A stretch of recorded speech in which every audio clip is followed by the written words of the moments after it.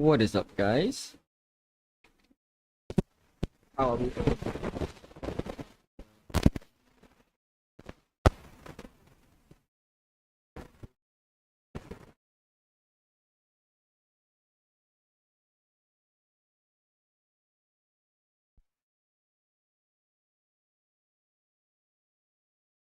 Wait, they have a Lee Chess broadcast? Finally. Sorry about that. I was hoping for this Lee Chess broadcast because I wasn't seeing it at first. Okay. Since we have this, we are good to go. Great. Let me get to my...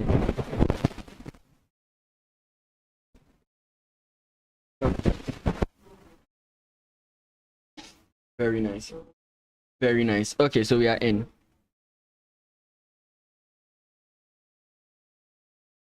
Bye.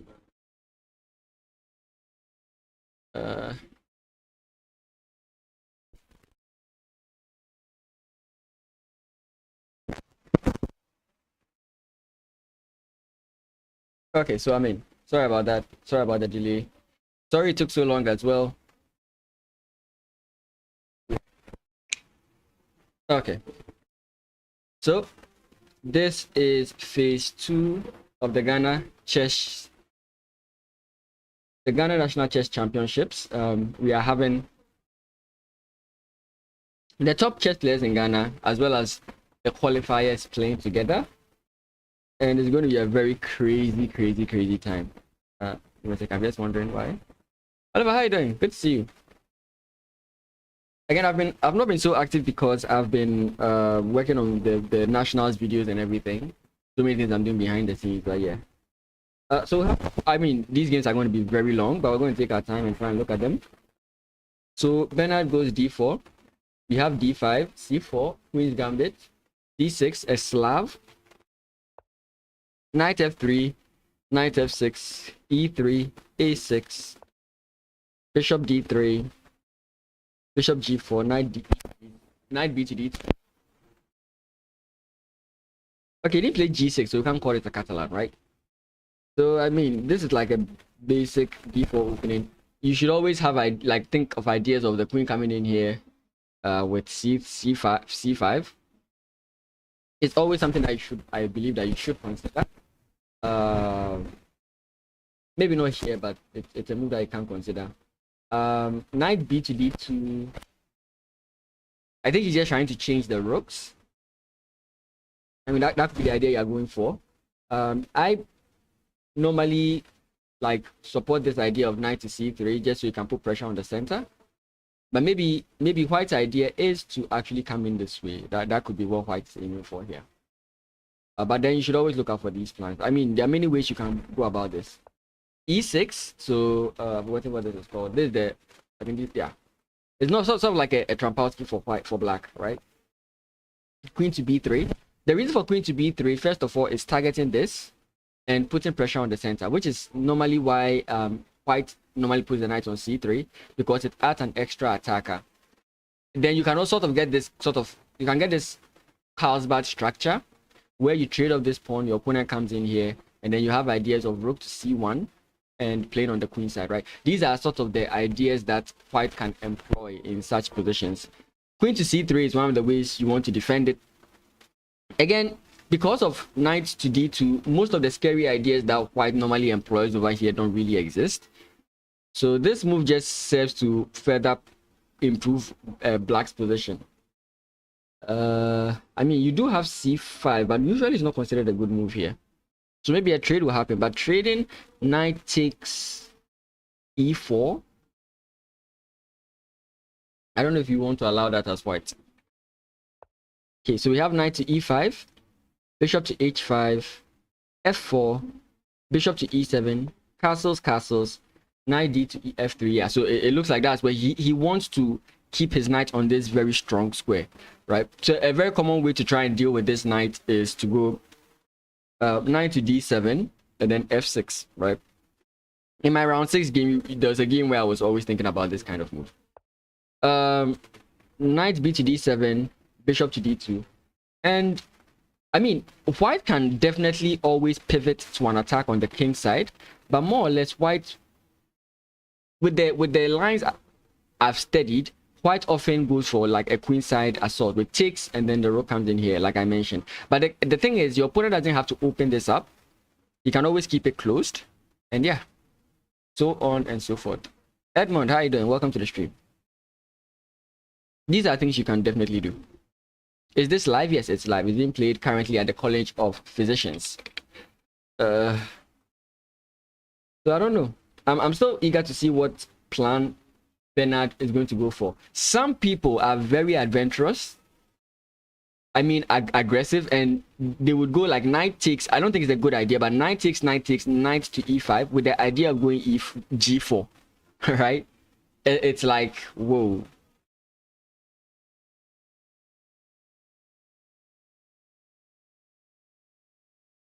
So this is the current position that we have. So what if black is to capture? I think that kind of benefits white, because white can then lock the center. Once white can lock the center, white can definitely focus on the kingside attack. So for example, takes, knight, let's say, jumps back here. You see that like it becomes very easy for what do you call it, white to continue any sort of aggressive plan here, right? The center is kind of low. You could try this, of course. This is a possibility, but I don't think it's that scary, because you just take, if queen takes or whatever. The point is you can come here and start moving towards the king side. Bishop taking here just helps you because you are adding more attackers, right? So I don't know. I don't think we are going to see knight takes. I mean, if anything, we might see knight backs with f6, because this knight is really a bother. Like, it's very annoying. I don't know if he's going to switch his mind, play bishop here to try and trade it off, because like in a locked center you prefer the knights over the bishops, right? But normally what you do is that you want to trade this for this, but I'm just saying it looks to be a bad move.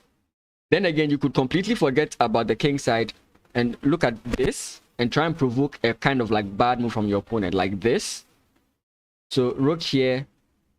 Okay, it's black's move, but that's basically what we are looking at in this position. Let's see what the engine thinks about this.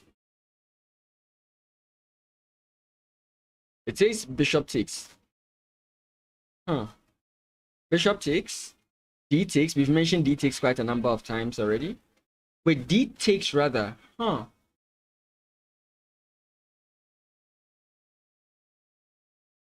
Does that really help black? D takes c4 is a very interesting move. I don't know if it really helps black.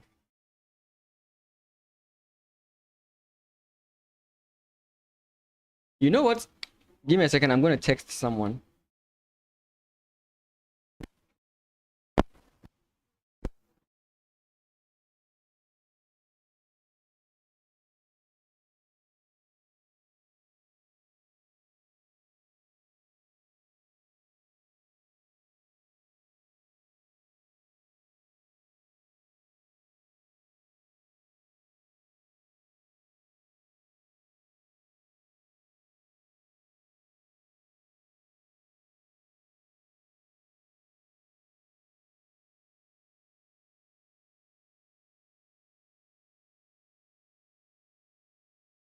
So it looks at d6, it looks at bishop takes as well.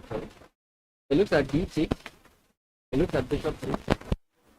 And then the final one it looks at is knight takes, which again I think it's not a move you want to play, because you allow sort of like so many issues. Again, it might be fine. Engine is saying it's fine, but sometimes it's not as fine as the engine claims. So let's go on to the next game. Smart versus Maxwell. The favorite to win this is definitely going to be Smart. But let's see what Maxwell does. We go c4, e5, g3, Catalan type lines. This is the English, sorry, but you can transpose into that. d5, c takes d5, knight takes d5, knight f3, knight c6, castles, bishop e7, d3, castles, kingside a3. Okay, so Maxwell is playing this sort of like hedgehog structure, where his pawns are basically, if you're on black, it's on the 6th rank, if you're white, it's on the 3rd rank. But I don't think that's what he's going to do. He's possibly going to go like b4 or b3. Bishop comes in this way. Knight here, or maybe not even that, but the knight comes in. I mean, that allows F. I don't think that. Knight to C3, bishop to E6, queen to C2, knight to B6, B4. Okay, so B4 that's coming. B4 is I mean, this is always what we call a minority attack, right? This is a 3 versus 2, but then you try and use these pawns to disrupt the structure here. I think there are lines where this bishop adds up to a queenside assault, but I mean, it's up to whatever position you want to transpose this into, or take this into. Sorry, not transpose. Bishop to B2, queen to D5, queen to D7. Sorry, and I think rook to C1, rook A to C1 is a consideration. Again, you might want to put your knight here, but the problem is F5. Normally this F move is considered bad, but here it feels like it's very strong, because with all this pressure here, F5, I don't know what you're going to do, but then F5, F4, weakening up your positions, your opponent's structure, bringing this rook in, jumping your knight into this square if possible. I think those things are very scary to consider in this position.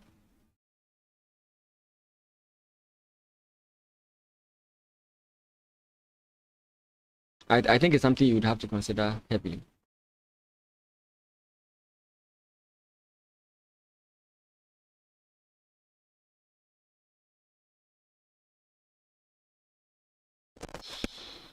I don't think you want to go this way. If you could, maybe, why not? But an automatic, I mean, two automatic moves I think white can play is E4 or rook to C1, rook A to C1. Those are the two moves I think that you can definitely just fire off without thinking so much. Yes, you do create this output for your opponent, so you can decide you don't want it, but I mean, it's something you can attempt.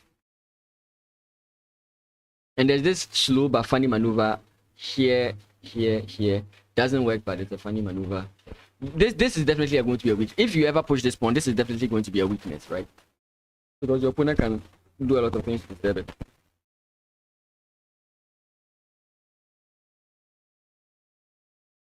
Anything on this? It's either going to be E4, E3, or rook to C1. Rook A to C1, rook F to D1, and you are covering these sides, and you can then focus on something. It says knight to E4. I was completely averse to this, but it says knight to E4. Engine moves, knight to E4. Ah, yes, you'd want to play this first. You can't go F4 immediately because the pawn is hanging. Oh, you can't go F4 immediately. So why is F6, F5 immediately? Huh. But this is the line the engine is holding. I think the point of the engine doing this is F5, though it kicks out the knight can always come in this way. And now this bishop is going to have a very clear target of your king. So you have to play F6 to create this sort of wall that combats your opponent's bishop in case your opponent wants to play a certain kind of like aggressive idea. I think that's why the engine is preferring F6 over F5.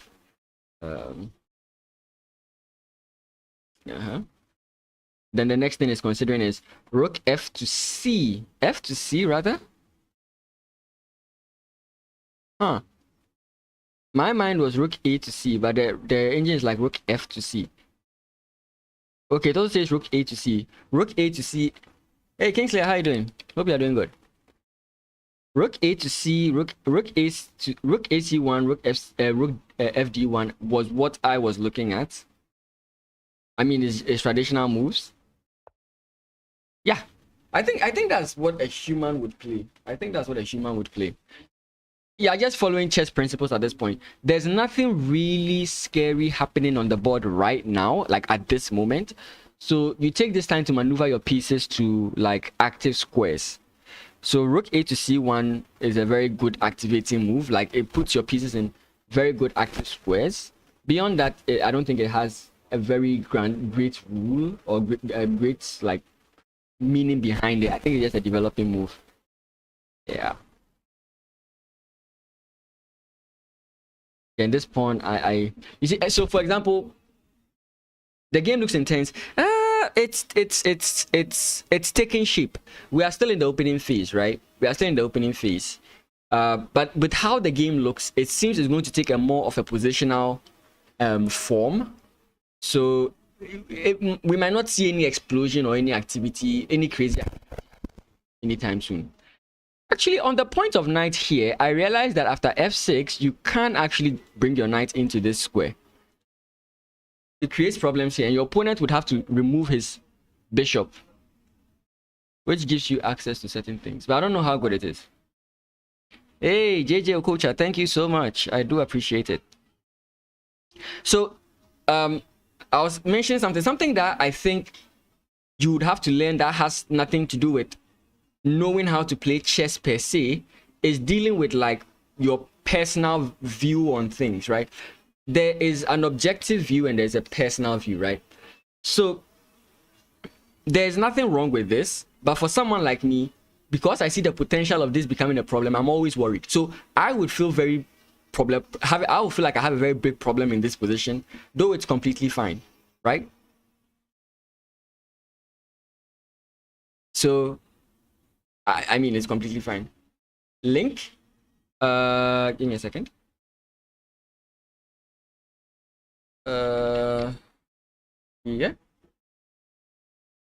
Yeah. So that's what I would be thinking about.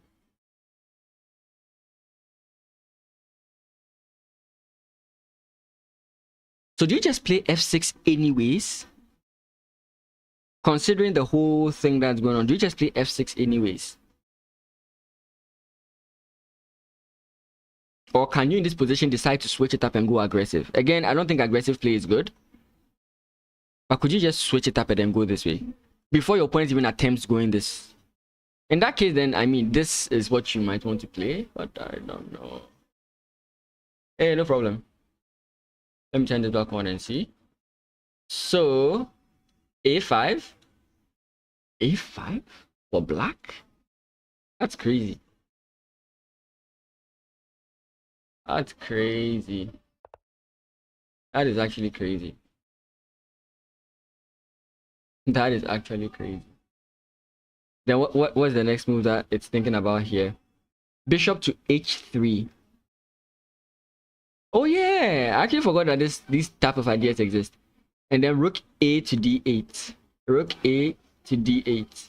That's interesting. Okay. So none of the ideas that the engine says, apart from the bishop here, makes sense to me. But again, this one makes sense. If I didn't want to go for this idea because it feels like helping your opponent come to this square is not what you want to do. But then again, it kind of makes sense, right? Now you kind of, like I said, it's taking a positional form, so you kind of want to avoid what's the word I'm trying to say? You kind of want to make it difficult for your opponent to solve his weaknesses, right?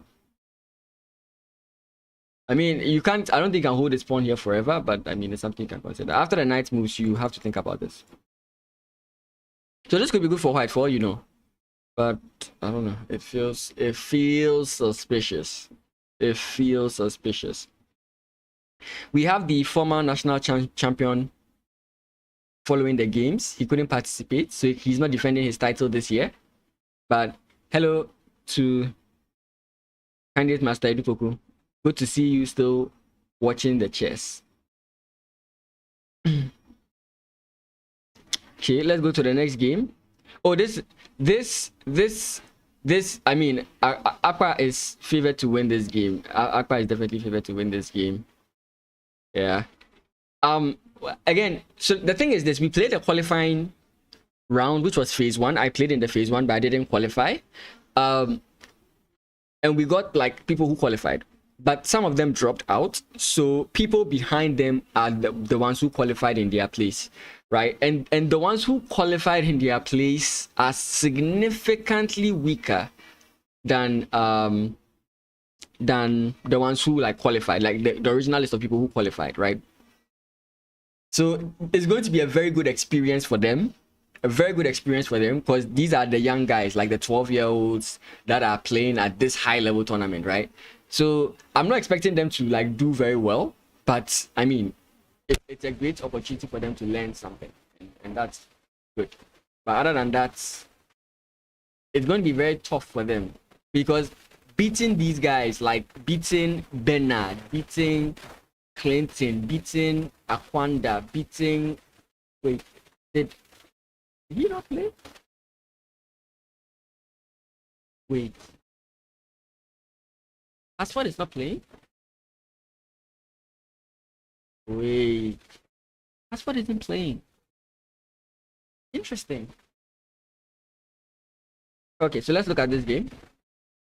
I mean, if they do surprises, that's what we are looking for, right? We have a similar position. Interesting. He goes for the IQP.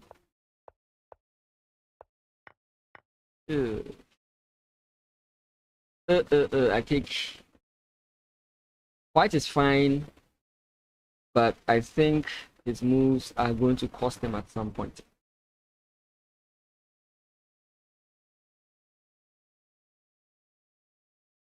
I'm skipping this game because I don't really think much is going to happen here.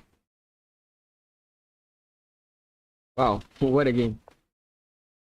Sarkodie and Philip up against each other.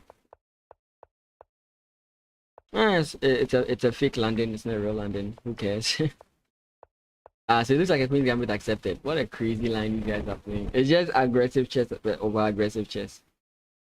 Again, the person who's favored to win is Philip. And already it's looking like that, right? Because again, yes, if you play a move like h5, you are weakening your king, but it looks kind of like very bad for white. The position looks very bad for white. I don't know if you want to take. Wait, did he take?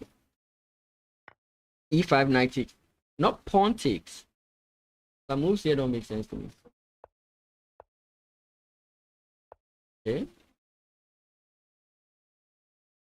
But what do I achieve by this? Is he just going to take this way? Then takes. Your bishop is on 3. Rook A to D8. Targeting the queen. Is there any way you can bring the queen into the position? No. But maybe you're going for something along these lines, right? I don't know where exactly you move the queen, but let's say you move the queen closer to the king to help defend. You have ideas of this. Maybe that's what he's trying to go for. Are these their actual FIDE ratings? Yes. These are their actual FIDE ratings.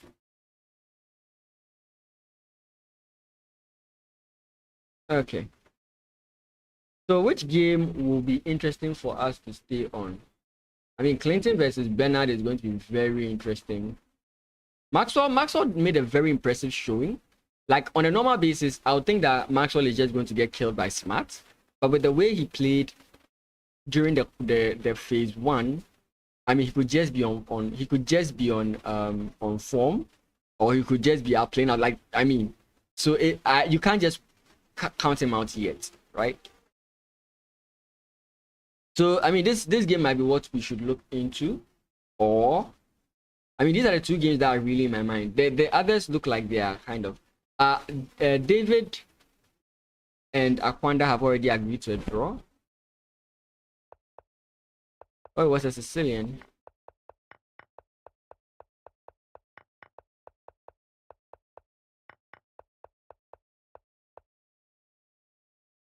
Wait, would they really have agreed to a draw here? No, it can't be. I think the boards are faulty.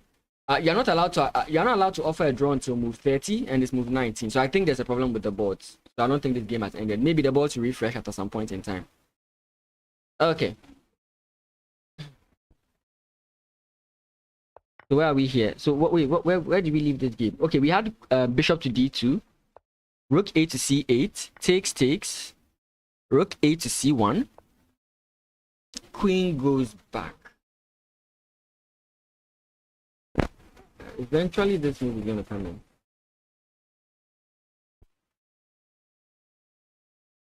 And like, why am I considering like b5? Because you can transfer your knight over to this square.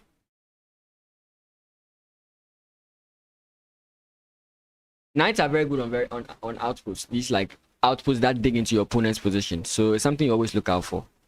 Then again, if that happens, bishop trades for the knight. Sorry? Bishop trades for the knight. Bishop trades for the knight. Bishop trades for the knight. I think that's worse for white, right? because you lose your offensive opportunities on the queen side. It might just be an equal position. Now, this is something very interesting about trading of rooks. The person who captures loses control of the file. That's the thing. So the question is, do you want to initiate or do you want to follow up, right? Because if you go this way, now your opponent controls the file. Let's say this bishop didn't exist. Now, if you bring your rook here, you are losing, right? So you always have to be careful. Do I want to initiate a trade of rooks or I don't? And you have to know what to do. I don't think White wants to initiate these trades. But is this actually even good? Let's just look at this. Let's say we allow this.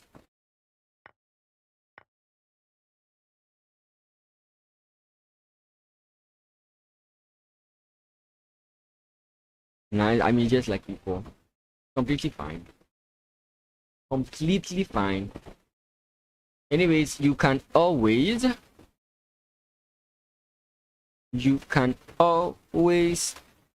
support the stream by liking, subscribing, following, all the wonderful YouTube and Twitch stuff. It really does help me out. Anyway, I also released my round 1 to 3 recap of the nationals. It's on the channel, the YouTube channel. You can check it out. You get my own, like, I don't say unfiltered because I really do have a filter, but like you get my raw feelings and my raw analysis. I don't sit down, analyze the games and then post them. I just give it the game as I feel. So round 1, you see my frustration. Like, I was 100% frustrated during that like recap because I began to discover more nonsense in round 1.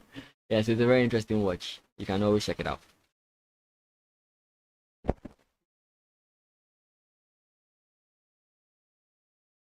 And I think the clock timer is 90 plus 30. So am I playing the national? No, I failed to qualify. You played 2 phases. Phase 1 is what I played, and phase 2 I didn't qualify for phase 2, so that's why I'm here. I mean, that's also why I didn't have a live coverage of the phase 1.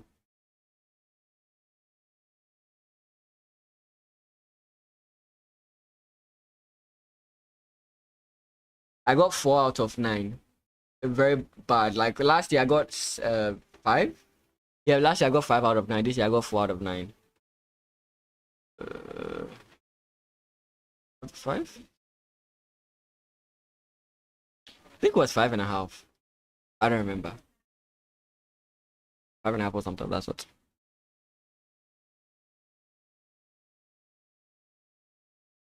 But this year I played terribly. I really did play terribly.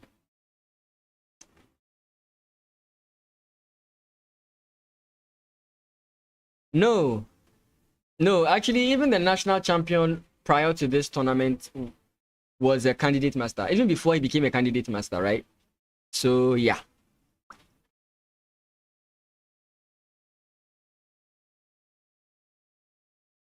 No. I don't even know how long he has even won it before.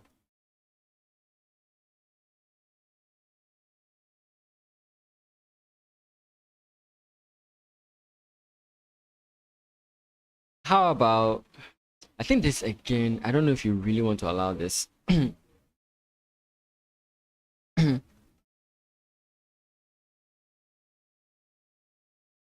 I think this provokes a response.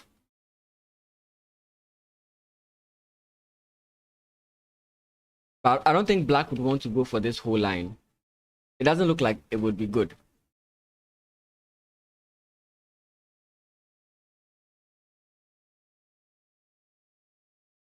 Queen to a4.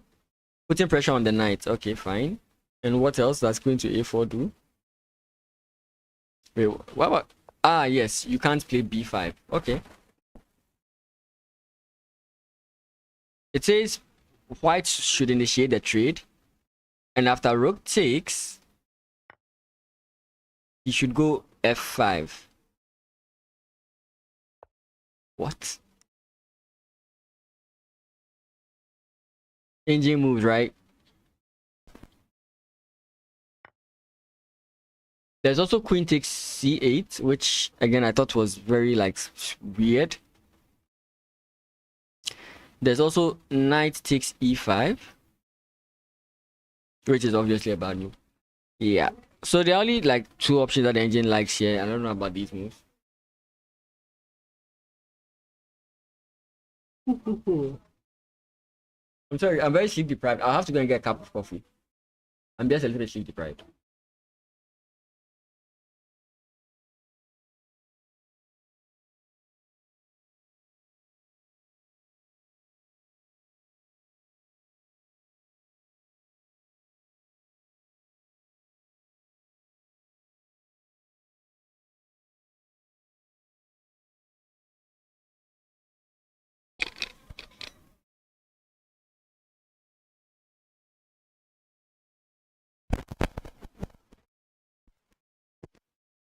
Like what should White be aiming for in this position? Like I see the moves that the engine is recommending, but what's the point? Why does the engine want that? I can see the immediate plan, but the long term plan. Why are we trading these guys? What are we trying to gain, right? Because one of the things you want to do as a chess player is whenever you are playing and whenever you are trading pieces, you are considering the end game, right? You are considering the end game. So let's say it's king and pawns, right? Let's say it's king and pawns. We have a 2 versus 2 and a 5 versus 5, right? So it's an equal king and pawn end game. Both kings are in the same position. So if you get into that kind of end game, it's a draw. Right? If you get into an end game right now, I mean, if you are like much more astute in the end game than your opponent, you could win that. But maybe you wouldn't want to do that, right? And if anything at all, maybe you'll be left with 1 extra piece. Would you want to be left with rooks? Would you want to be left with a bishop? Would you want to be left with a 9? Like, what would you want to have on the board during the end game? And as I'm looking at this, it looks like any attempt at the end game is actually like a drawish idea, you know? So like, what's the purpose of trading off rook, like encouraging that kind of trade? I don't see why you would want to do that, at least not here. That's why I keep looking at these. Again, they could be wrong in this position, but I keep looking at these sort of improving moves, getting my pieces into squares. That will make it hard for my opponent to make a move.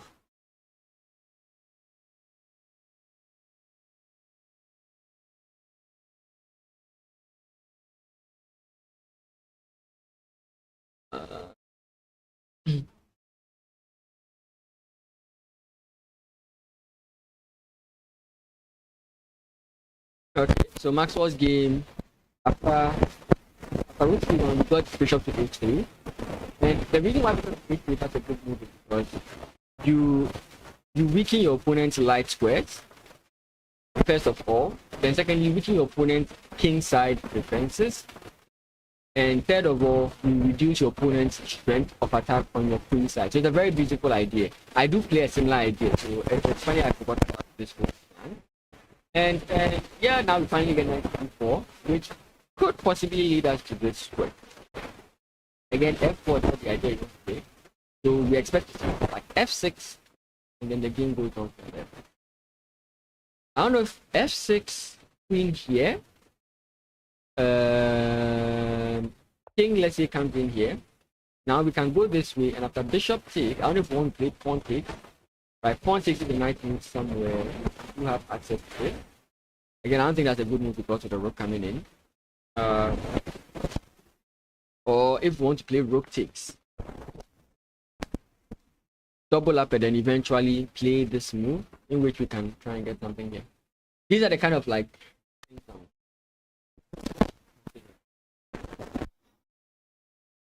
My chair is making so much noise.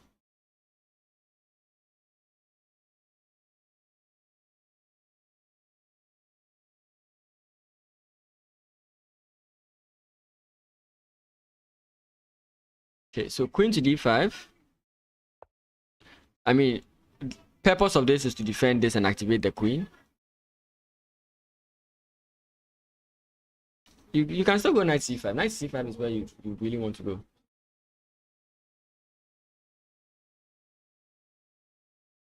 Why do I still get this thing?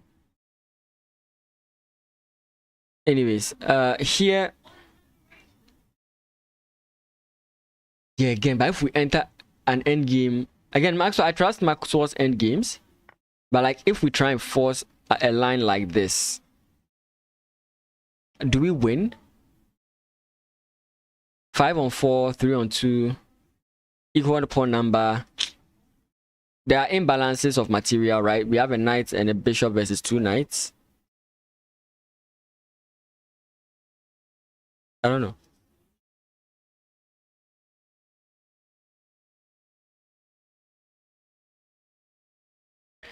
This actually allows you to play this f5. Maybe you want to hold off before playing f5. f5 is a move I'm really considering for black, and then knight c5 is a move I'm considering for white. I think those moves are just like nice.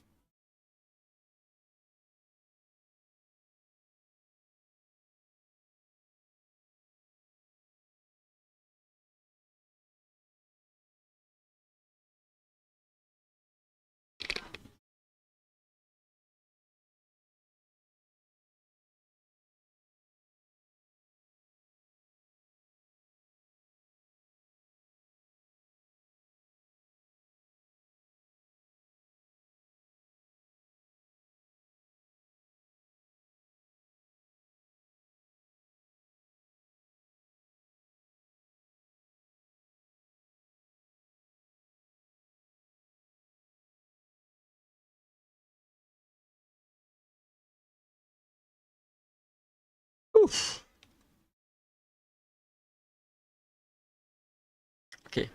Out of that, what other moves could we recommend? Knight to c4.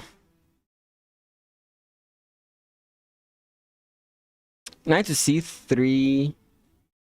Doesn't mean like knight to c3 to push this move. I don't think it works. You could consider it, but I don't think it works. By works, I don't mean I don't think it gives a decent advantage. That's what I'll say.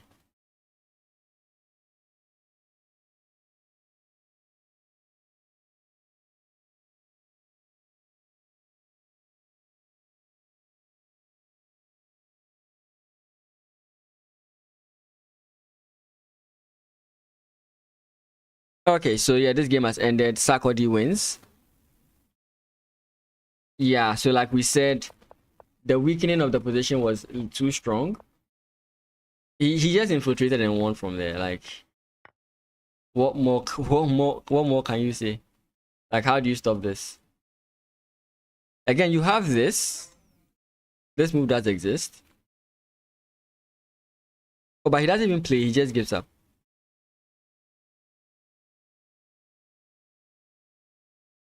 Oh. Like I said, I was expecting this kind of like thing to happen. So after we got the queen to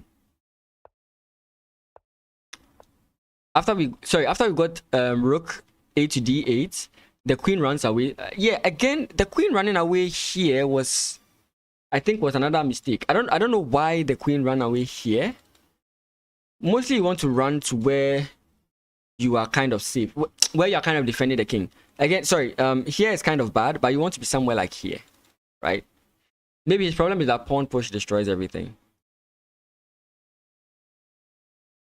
Yeah, that could have been the reason why he was afraid of that. But again, taking the first time also still allows like that to happen. Yeah, and now things are just not looking right for you. Every time I turn on the engine, that's what happens. Yeah, so it looked safe for him to bring the queen there, but then that's one less defender of your position. And so he infiltrates here immediately. I mean, I don't think you could have 100% stopped it. Actually, maybe you could. Because if you played this and your opponent played pawn push, you just come back with the queen and you still hold the position. Granted, you are still losing, but this is not like completely losing as compared to the previous position, right?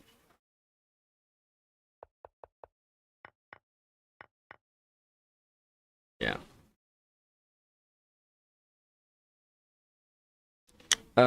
Clinton's game again. He did go queen a4. Now, the only thing I see for queen a4 is stopping b5. But beyond that,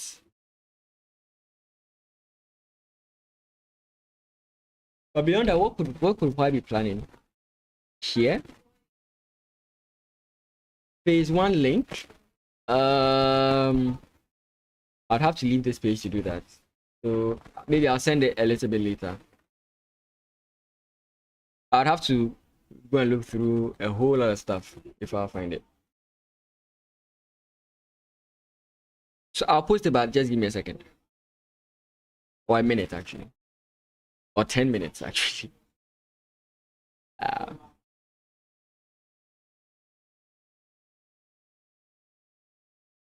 I think maybe it's here.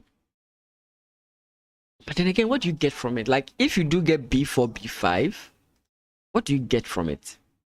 Okay, sorry. It defends against b5 and also attacks the knights. Again, but what do you get for, like, what apart from this? What do you get from, like, what's the point?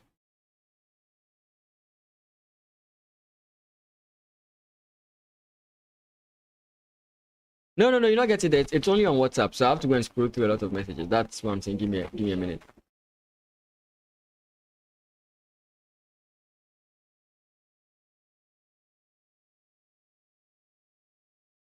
How about, let's say our opponent plays this and then we go crazy.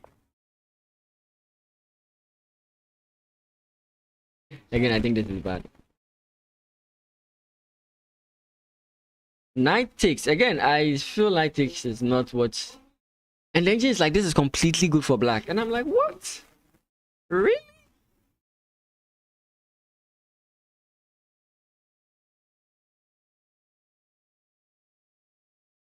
My limited information is telling me that this doesn't make knight takes here doesn't make any sense.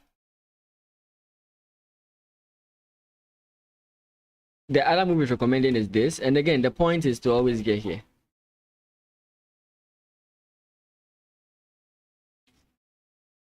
Maybe not so much in this position, because here your opponent is defending it quite well.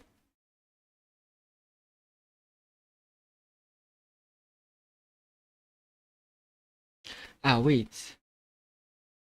Is the point that, like,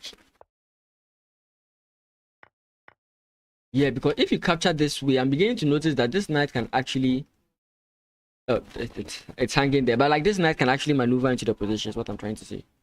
Like even here. I'm gonna get a cup of coffee. Are you back, right, guys? Right?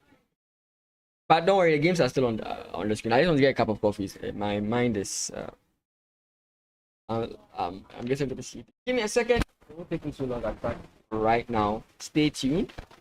And if you haven't already, you can always like the stream. You can comment or say something. Just say hi. I'm lurking or something. You can also subscribe on Twitch, on YouTube, or follow on Twitch. It does help me out. I'll be back in a few minutes, I guess, or seconds. I'll be back right now.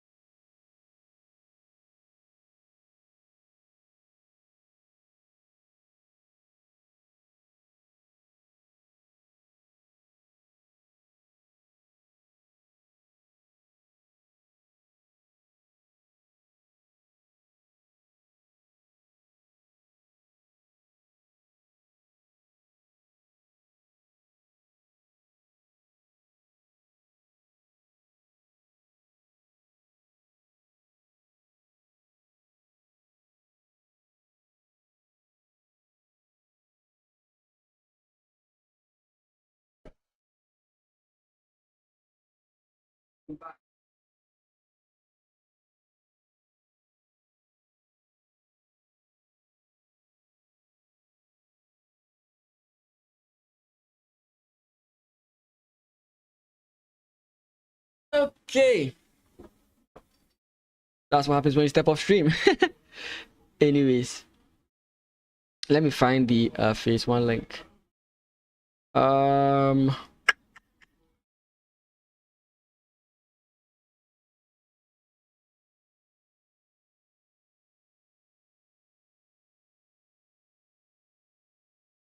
Whoop. Is my I really hate it when that happens.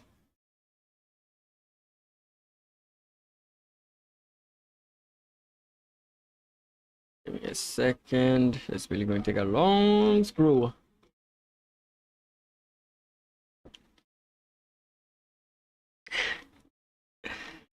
Oh goodness.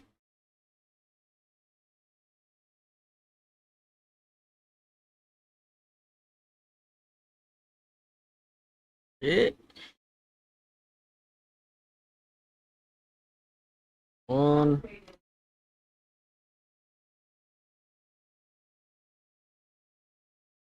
Oof.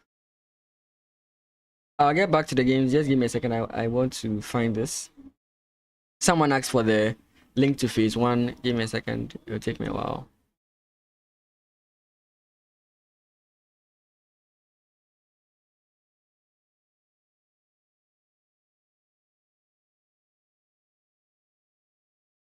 What happened to Akwanda's game?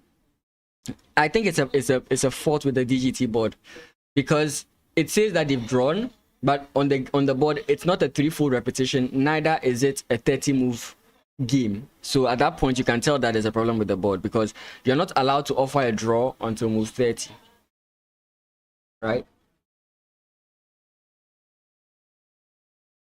So I think it's a problem with the DGT board. We did have a lot of problems with the DGT board.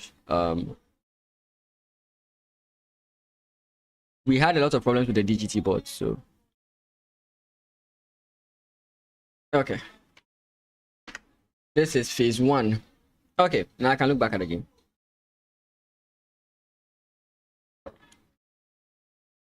Queen to a4. Knight takes. If knight, I think knight takes here is a much better option. Prevents this knight from coming back. Therefore, like f6 can't be played. You still can't play b4. I think you are then, in a sense, forced to go this way.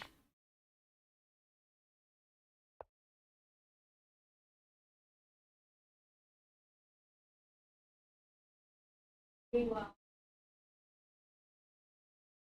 don't know.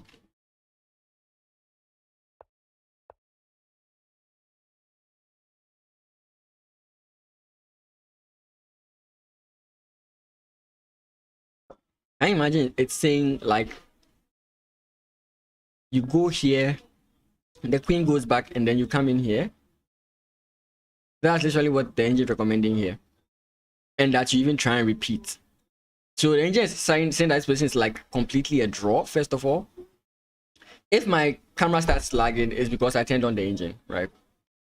So it's possibly offering a draw in this position, but then there's also an alternative here, where after queen you trade off the knights, right? And I'm thinking that this should be good for white, but it sort of likes this position for black, in the sense that this move is possible.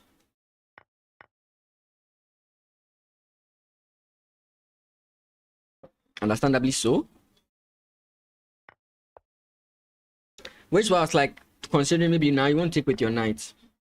You still hold the position, and this move is not really like catastrophic.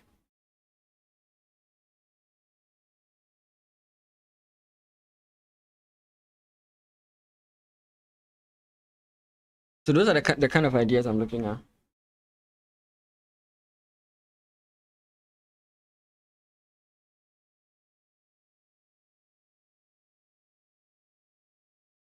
Again, like, how do we fix this bishop? Is there a way we can reroute it, like here? Ace of spades, how you doing? Like, like all the ideas I'm considering this position, the engine is not even looking at them.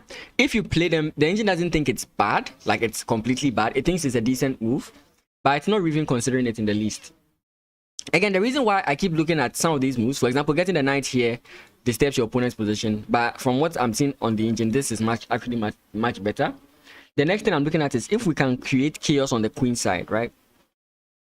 That's why I keep looking at moves like b4, b5, b4, b5. We trade off, and then now we have open lines to work on the queen side. That's kind of like why my mind is on that.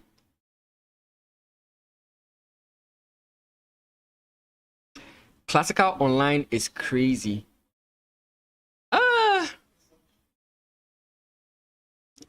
I mean,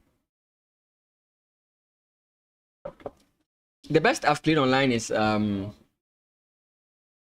what's the word? The best I have played online is 60 plus 30. No, 60 plus 0, sorry. And then 30 plus 30. It's annoying, but it helps. As I can see. Queen to d6. Interesting.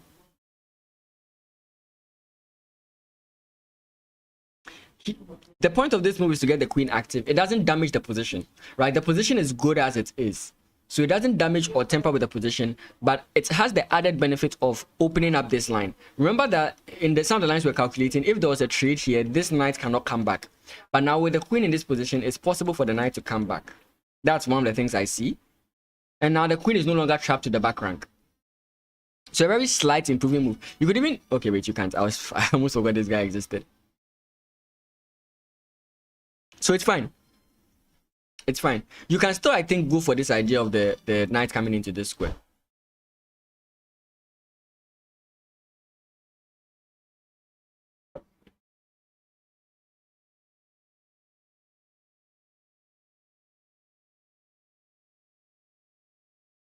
A3. A3, B5 is what the engine is recommending here, which again...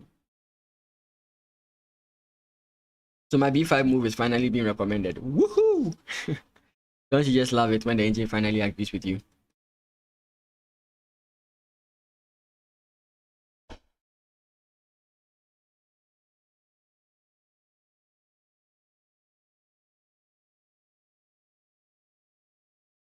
Okay, let's look at Frimpong Smart versus Maxwell. What do we have? Okay, so after the queen comes in, he did go knight to c5. We had bishop takes, queen takes, rook takes. Okay, so now we're in an endgame. And I thought this endgame was better for... was equal but slightly better for Maxwell.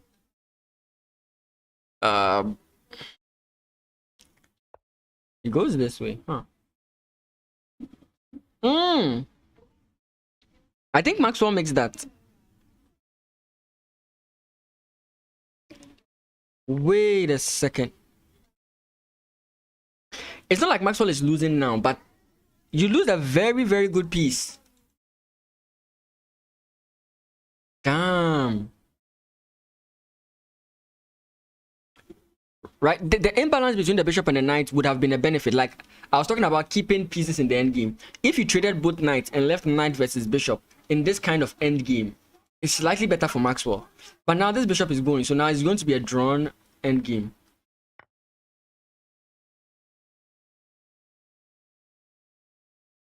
Maybe here you just take rook takes and then you go in like this. You have ideas of this. Oh boy.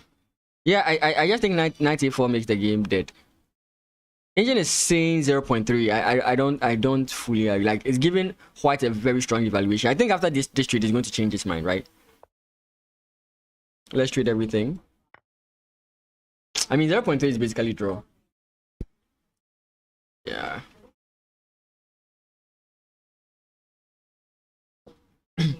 So would it have been better to not take with the rook here? It's completely fine. I was looking at... I mean, my point is this, right? You can hide the bishop back.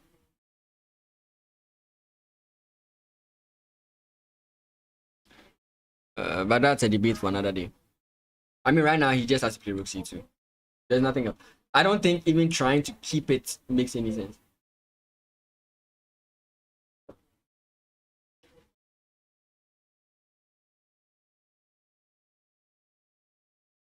Yeah.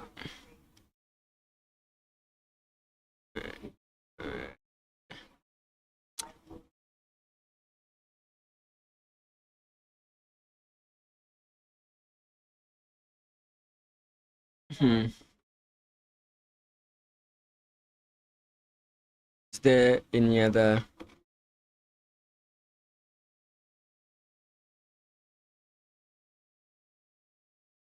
Okay, we can still look at Prince versus Jeshron. Again, I still think this game is going to be a very...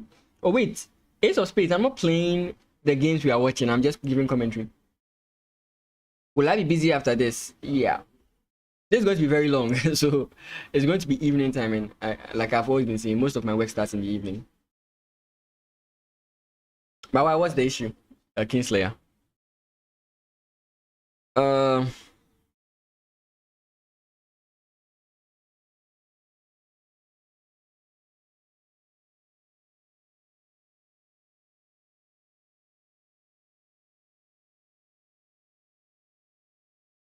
This queen... This queen is just off the game. Like, it's not even doing anything. Ah, well.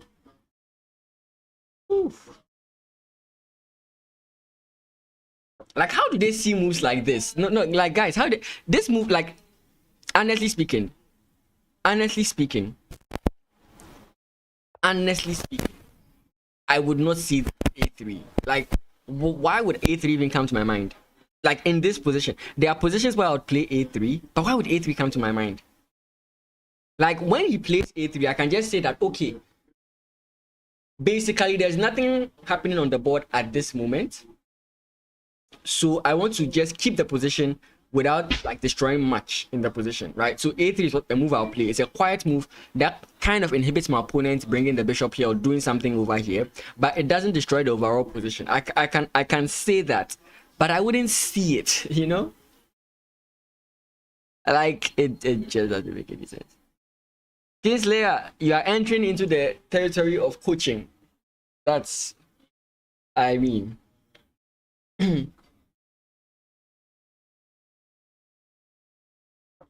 That's basically why I often just give general advice.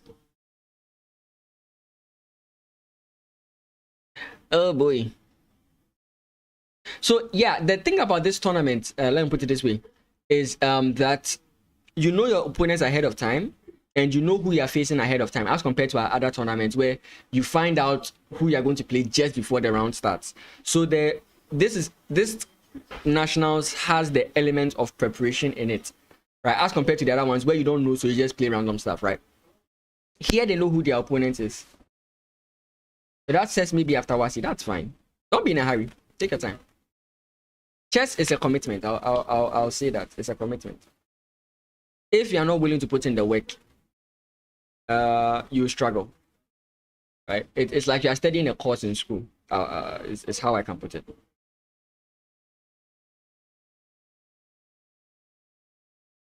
But if you need any tips, you can always check my Improve at Chess series on YouTube, where I play 15 plus 10 games. I give my train of thought as I make the moves, and I also give tips as I analyze the games as well.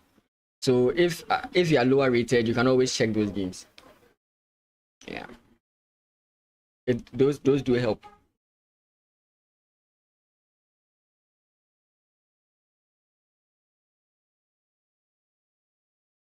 I mean, now this is much more attractive than it used to be. Much more attractive than it used to be.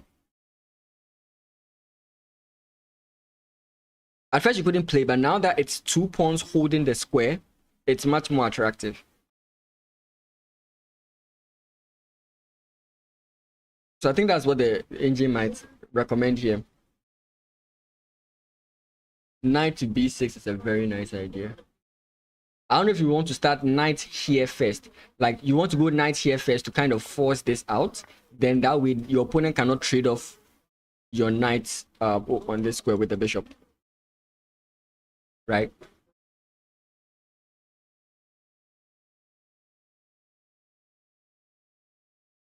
Once again, the engine does not agree with anything I'm saying. I really hate the engine.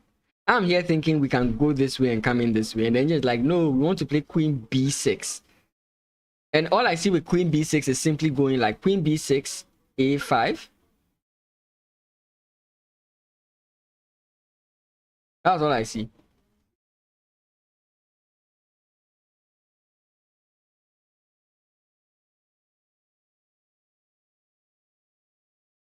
Knight b6 is actually bad. What?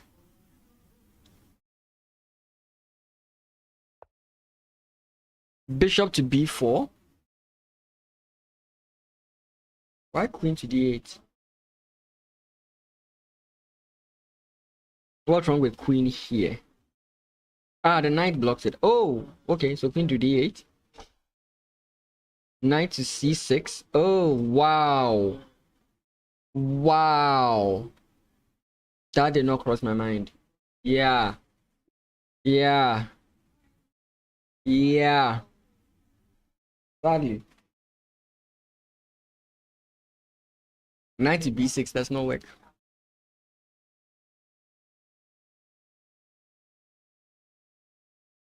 That is actually sad. It's actually sad that knight to b6 does not actually work.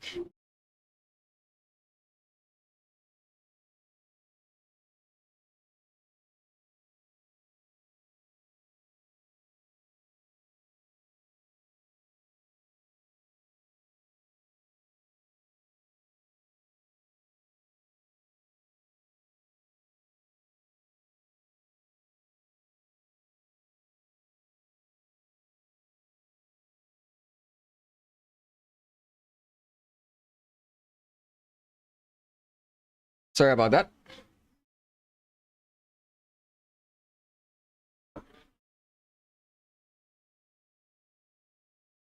And this is why I mean, let me take a look at this position a little bit more deeply and try and understand what's going on here.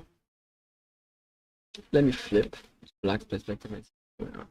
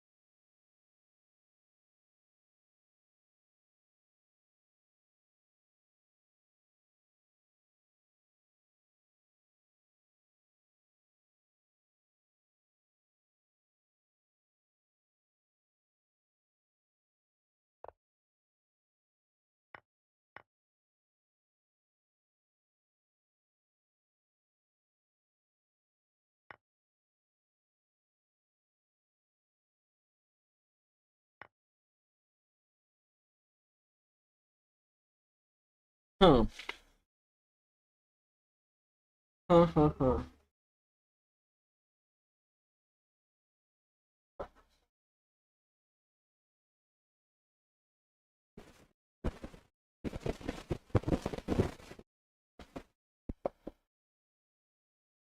Maybe if I'm at the board, I'll figure it out. But because maybe I'm not feeling too pressured to figure out what to do, that's why I'm not seeing it.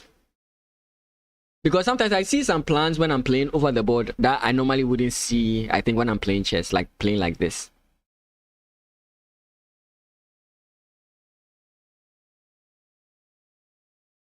I was trying to find out if queen b6 has anything to do with the weakening of these squares, but it doesn't seem that's the case.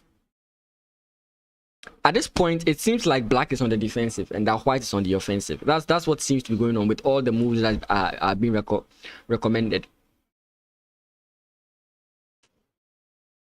Because I was thinking that maybe also bringing the queen here because you want to start something on the queen side.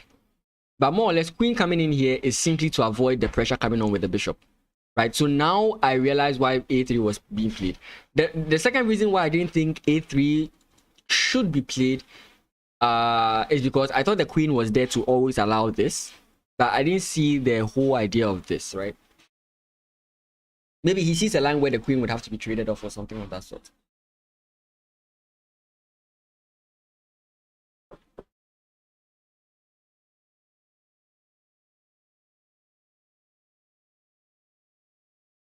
These are 2 games that I think. How many? I think it's 2 rounds today, right? Yeah. So we finally got this move. So where did we get to? So yeah, takes knight jumped back first. Okay, he wants to reroute or reroute the knight here to possibly put pressure on the pawn here. That, and also maybe he wants to push this pawn at some point. So rook comes in. We got c6. Ah, that's actually... Oh, okay. Yeah, he foresees the fact that the rook is going to come in here. And because he doesn't want to leave his knight trapped on this square, he moves it immediately. So that once this move comes in, he can stop it with c3. Okay, that's interesting. That's foresight there. Okay, and now he plays a4. And I don't think the purpose of a4 is necessarily to push here. I think the purpose of a4 is just to prevent this knight from moving. I think that's the whole point of a4. Because if your opponent does come in here, now this knight is going to have a hard time rejoining the game.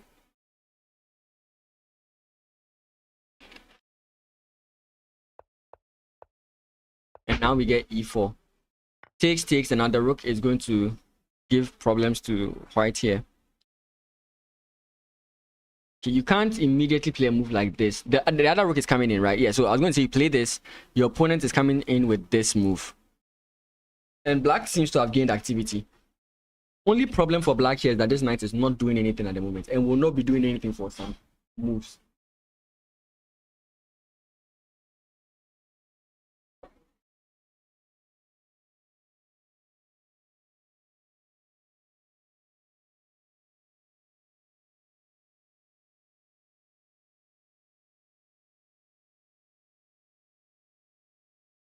Is there a world where your opponent would want to play b5?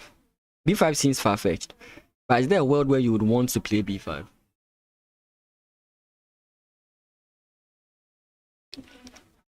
I'm actually very interested in this because I'm trying to master my end game, so I'm interested in seeing how this is going to go. I mean, if we do get actually it doesn't work. I was going to recommend that we could actually play this, but then now we lose this pawn, so it's not a recommended idea.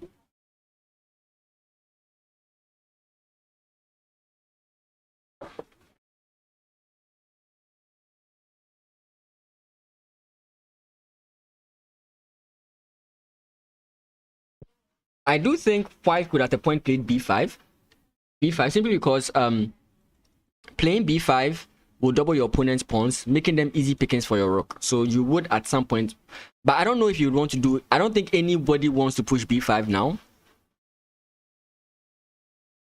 especially not black. So I was also trying to think of, is there a reason maybe you want to play rook here? That way you could like try and double on this side of the board. Again, it doesn't work because there's h3. So it's going to be interesting to see.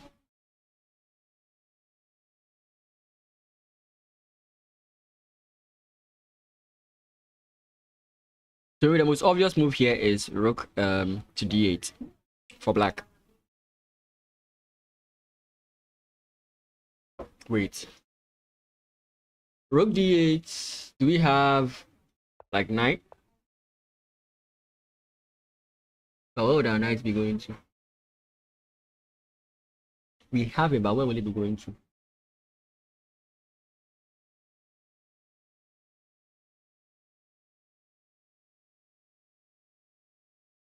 I mean, you could do a funny move like, let's say here. Try and lock down this pawn. Enable this. Takes. But the problem with this is that you're locking your rook in. I'm looking at ideas of trying to like infiltrate this way. I don't know if yeah, it's still drawish. But it looks scary in my opinion. Now I'm considering, is it possible for your opponent to... Okay, no, that's just too free. No, that's just too free. That's just too free.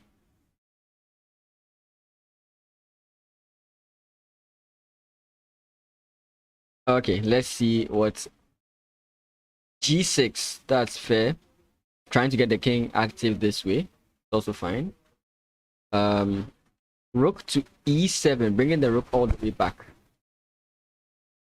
And then the last move recommended is my move. Rook to d8. The engine just doesn't think highly of me.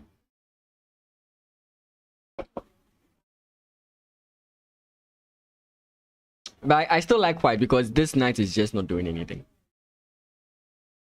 It's doing something, but like that's all it's going to be doing for a long time.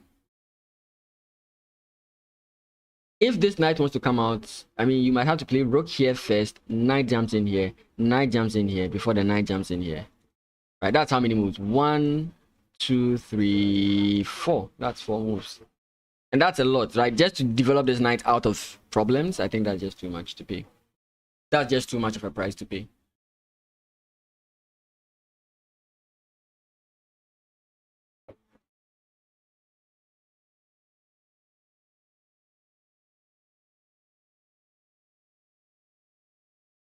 Again, rook e7, I don't get the point of this move.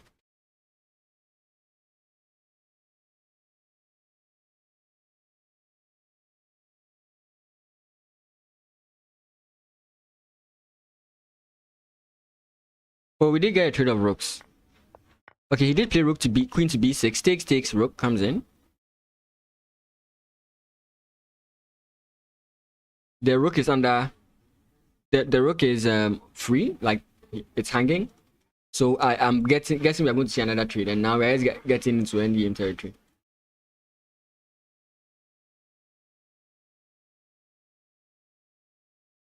I don't see what else you play. I really don't.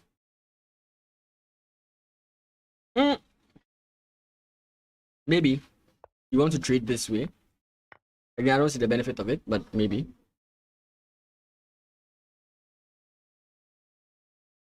Oh, okay, so we have the trade. Bishop takes c1. Now we're in an endgame. Technically, no, but I mean.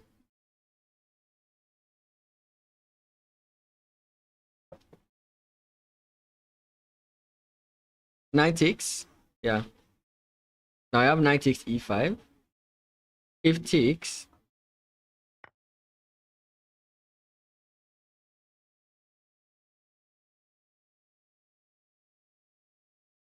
Queen to c6. Targeting this guy. Okay.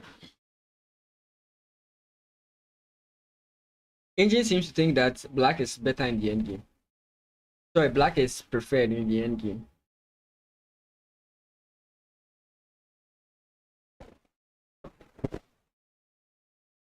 Nothing is happening here as well.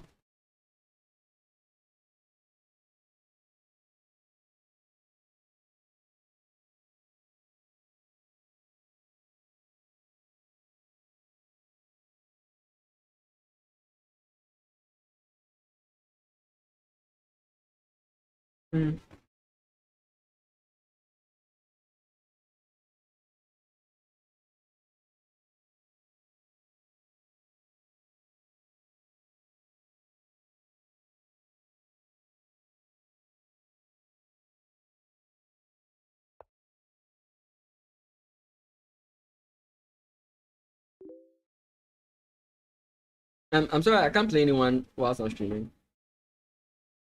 Tournaments. Let me turn this back on. So Mondays and Tuesdays are when I stream, my usual streams. And when it switches, you realize that I play viewers on Fridays, but I won't be able to play viewers because, like, for the past Fridays, I've not been able to play viewers because I'm doing something on Friday. Like last week, I was playing chess. And I think the other one was what? Christmas or something? I don't remember. I wasn't around. Like, I was playing a tournament last week, so. Yeah. Yeah.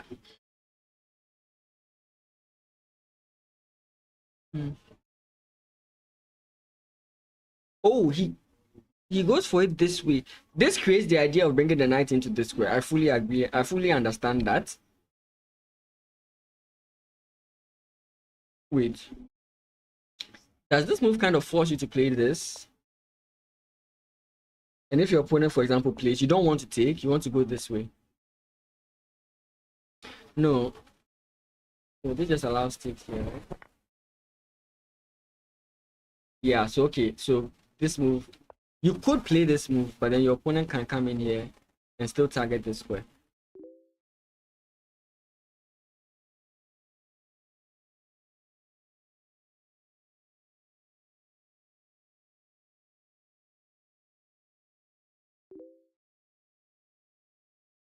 I've mentioned that I don't.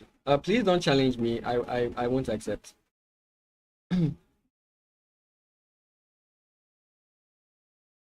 Okay. I'm saying that because I keep getting a challenge from someone. I don't know who the person is, but I'm covering a tournament, so I don't accept challenge.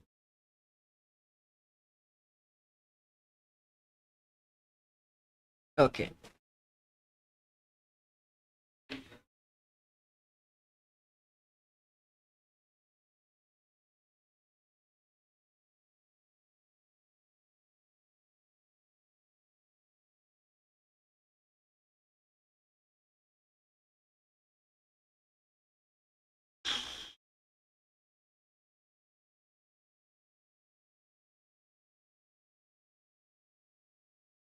I never considered this move before the rook moves. That's what I'm talking about.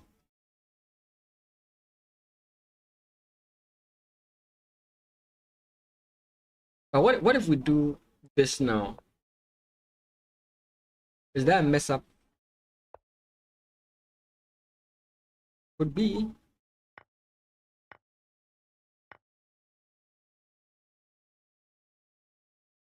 This is good so far.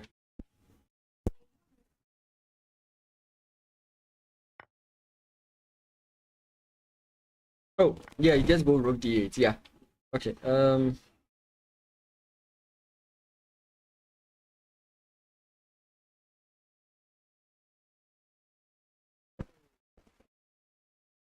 of my. That's actually good.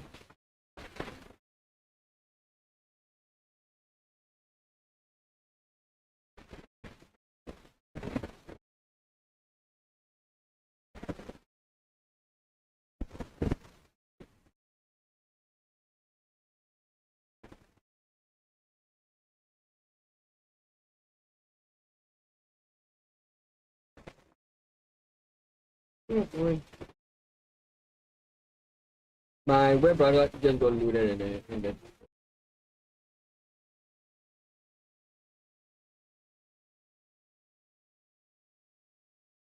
we are almost in. Like flame.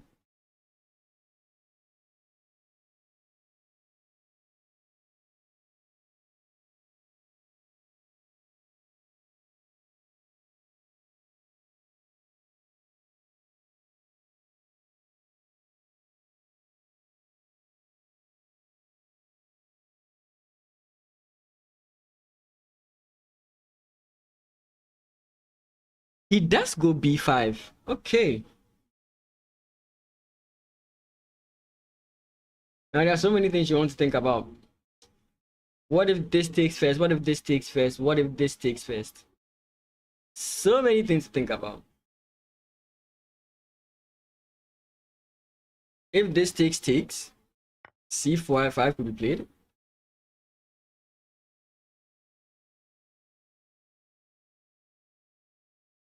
Mercy.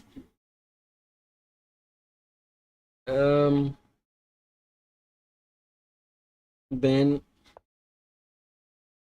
if this takes, there's this takes knight d6. There are so many things to consider. But yeah, like the main point we spoke about concerning this is you are doubling the pawns. So even though yes, you are not well defended, you are doubling the pawns, and that gives you access into the queen side. But let's look at something here. I think this might be the worst one, right? Takes. I don't know if this is how you want to go about it.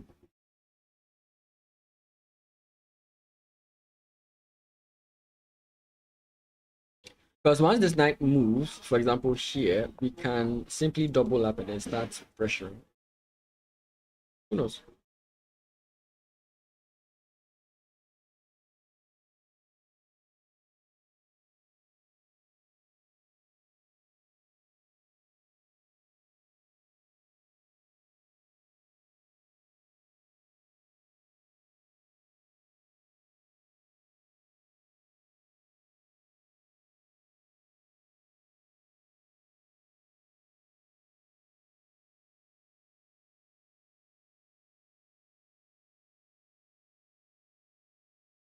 Wait, what?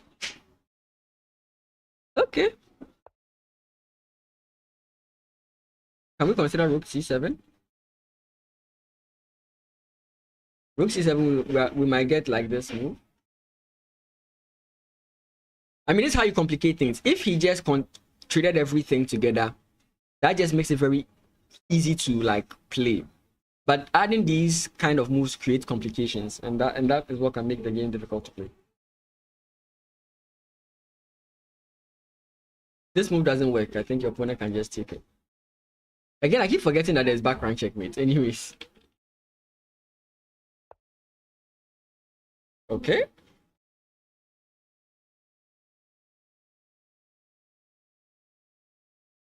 think the knight goes into b6. You get rook to c7.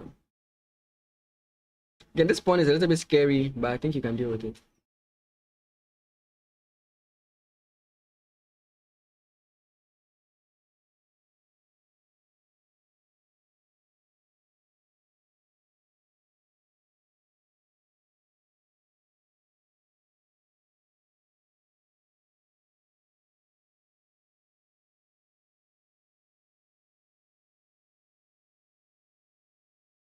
Let's see the Clinton game.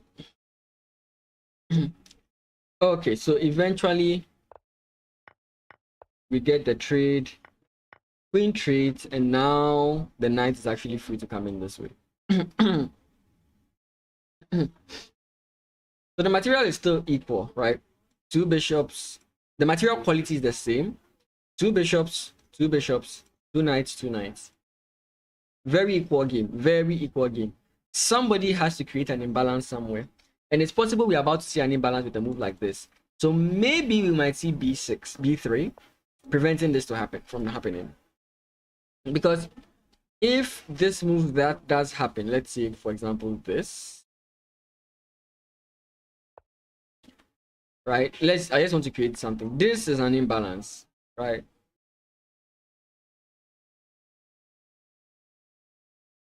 In the position. Oh boy. So b3 might be played to stop the whole knight coming in. Yeah, b3 is the top move. You can play knight c6, you can play bishop d3. Bishop d3, I mean, is just... I don't think it's a move we want to play. It might be fine, but I don't think it's a move. How come Prince Akbar hasn't beaten Jeshwan yet? I mean, he has a, like, this is a 4-on-2, right? It's highly indefensible. Especially if you can trade off this bishop for the knight. It's just going to start progressing.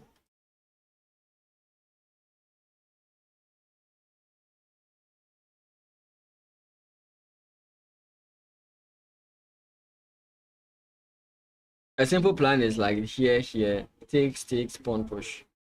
And you are just moving.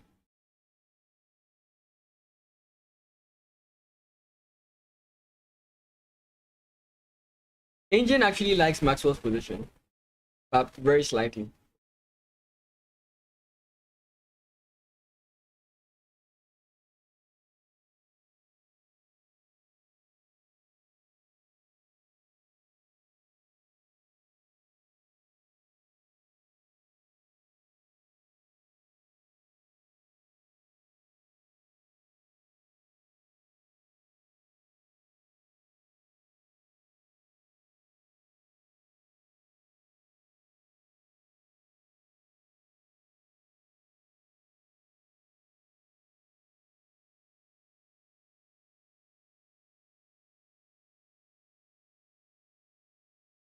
Oh, that is.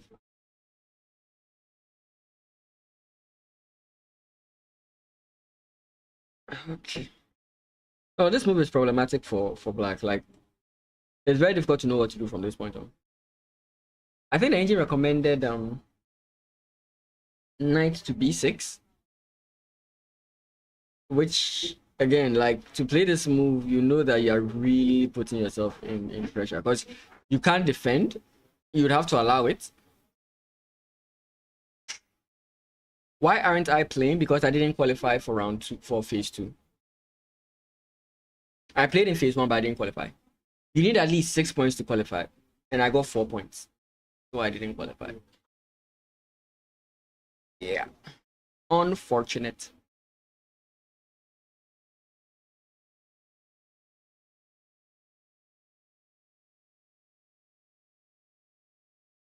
Okay. Oh goodness gracious.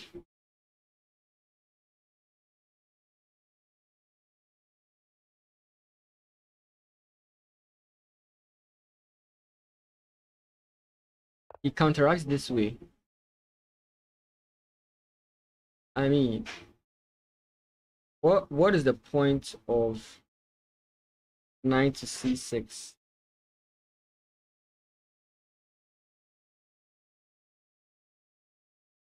Okay, like knight to c6, bishop comes in here. I mean, this is your good bishop, so maybe you don't want to. No, we can't play today. Maybe I don't know if you want to allow this. I'm looking at maybe allowing this, but I don't know. I feel like this is actually very bad for black.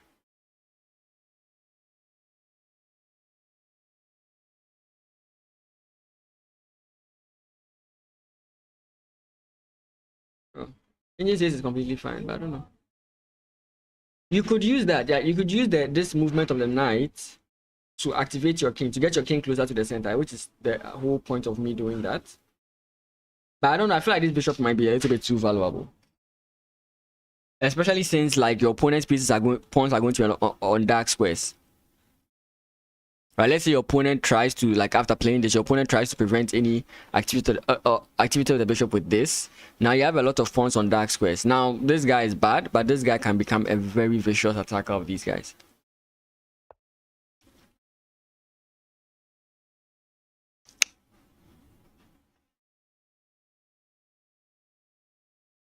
Yeah.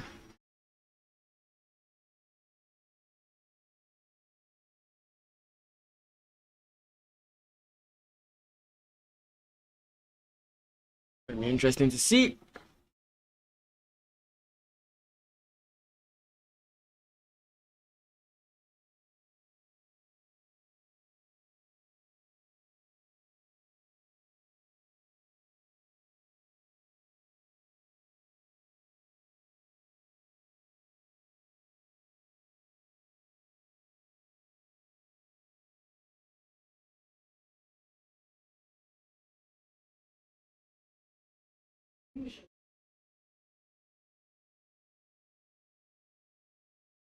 I think he just wants to allow, like, she just wants to do this.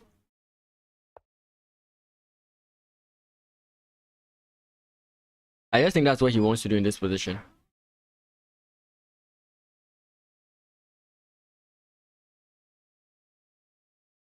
We did get knight to b6 and then rook comes in here. Okay. This is actually a very good position for Maxwell. He still has to prove it though.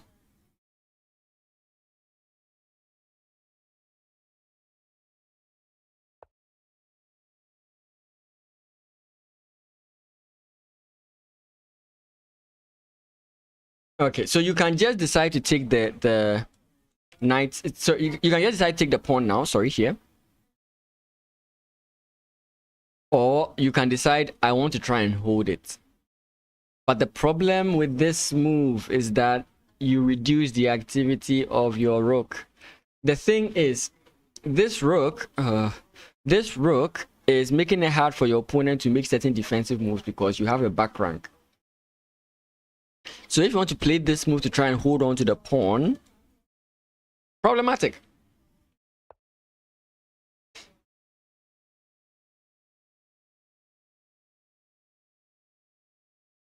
Yeah, he's definitely going to start doing this, to be frank.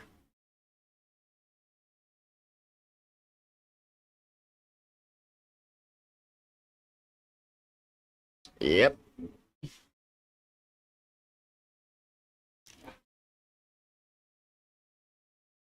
We still can't accept a draw here. Can you imagine that? We are not on move 30 yet.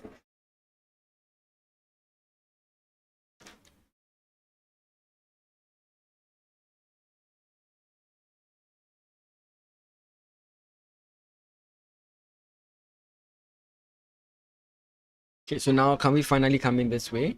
Again, your opponent can trade off, so maybe you don't.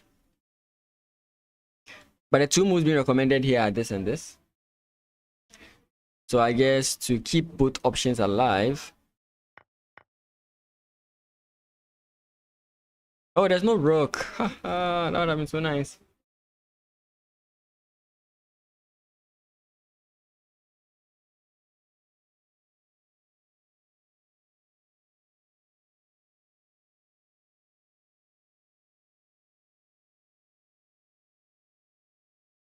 Mm.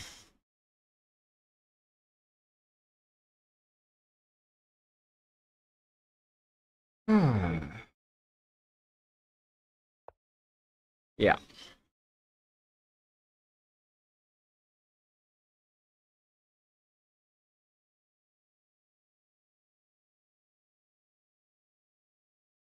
Oh, wait, actually look at this. But no, we just take. No. Whoa.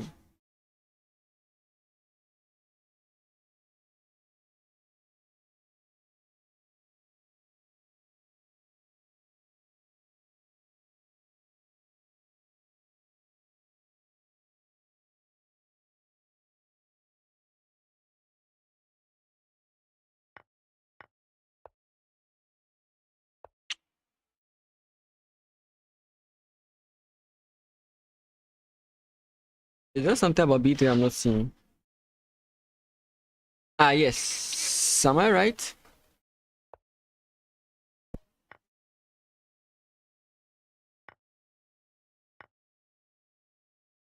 These guys are under attack. If you take, sorry, if you push, push is I think more scary. Yeah, I think pushing is more scary. But then you still get hit with this, I think.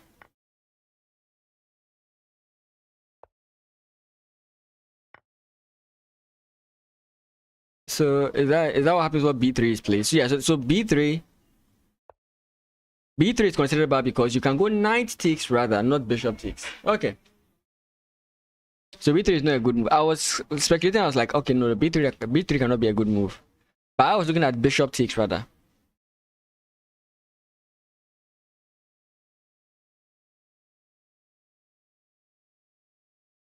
Okay, so he doesn't hold on to it. Takes.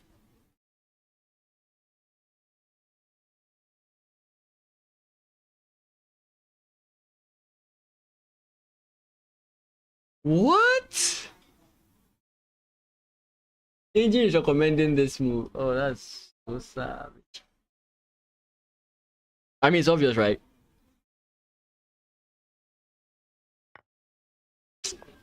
The back rank problems are so serious here for white, for black. It's so funny. You actually have a dumb move like this.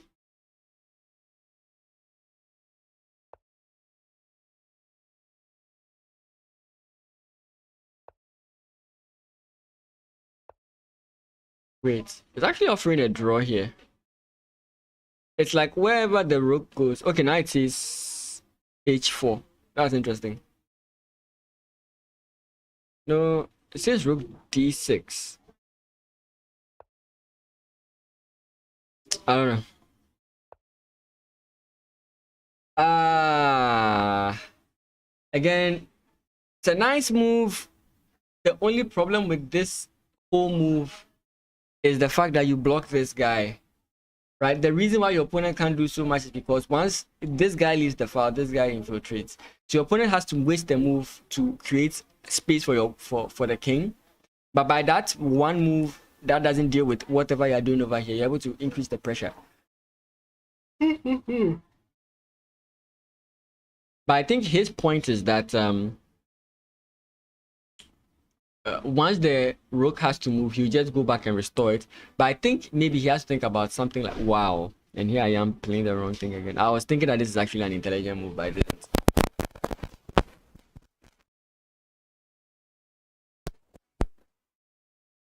Oh, actually, engine says knight to c4, and your things are hanging.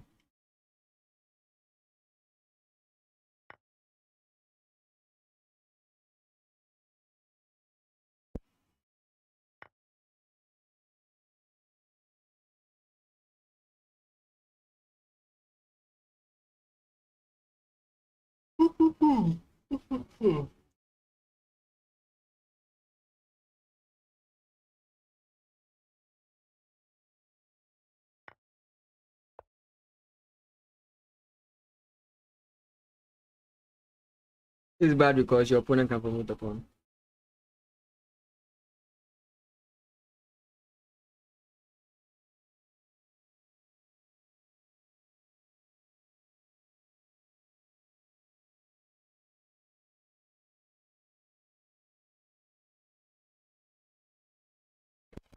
What?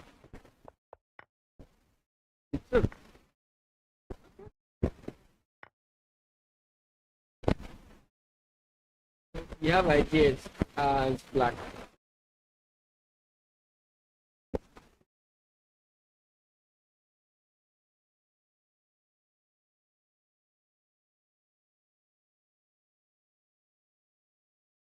And again, I still wonder why Prince Akon hasn't won.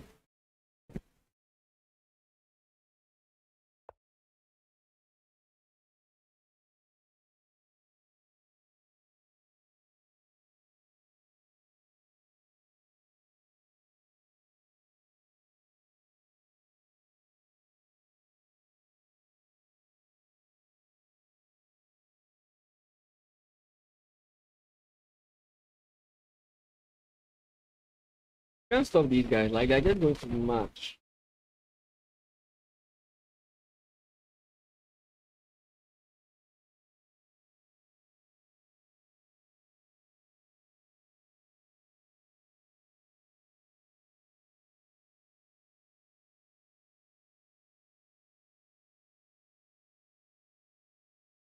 Oh, it is United C4. Interesting. So engine believes best is knight takes D5.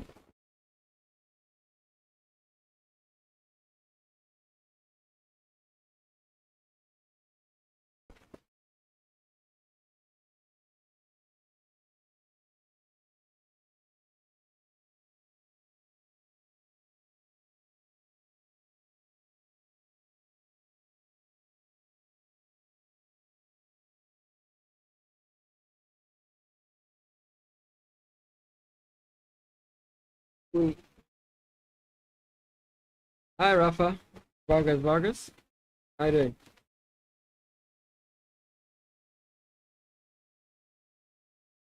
Still same quality of material. There's no difference in the material. Not.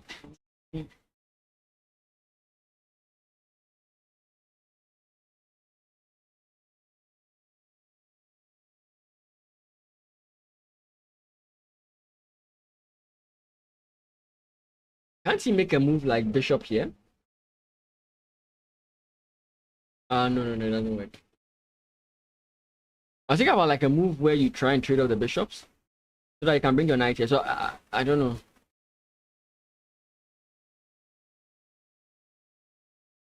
Let's preparing g4. So here we go. If you trade, now this knight can come in here. So that's another interesting thing, right? Now the knight has access to this e4 square.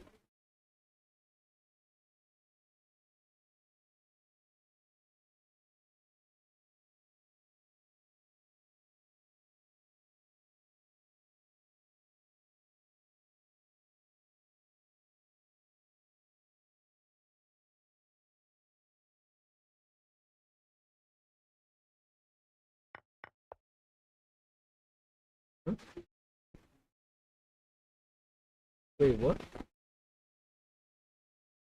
Wait, this allows knight takes, rook takes. Knight takes, rook takes, pawn push, right? Pawn push, rook a3, and now the rook, the king's play. Is this good for black or is this good for white? Because this outside pass pawn is very good.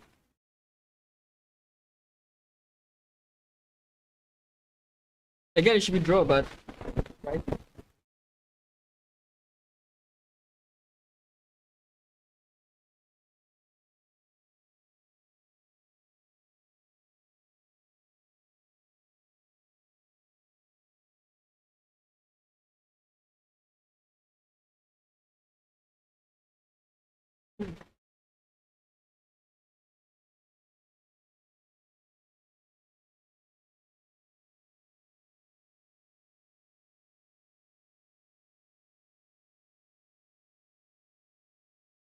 We are actually getting this line.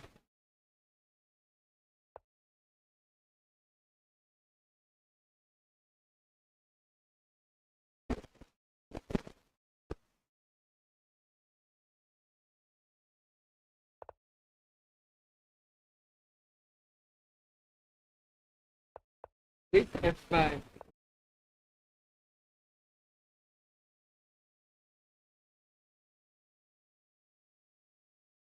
Because I think it's also for activity and to this kind of like distract this king.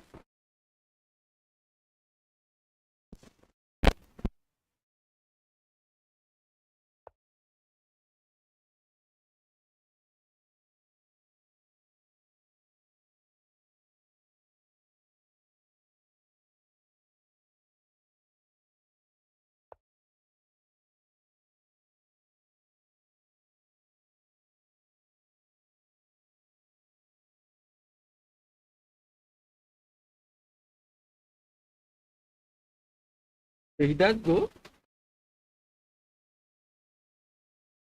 I think you have to pick. I think you have to pick.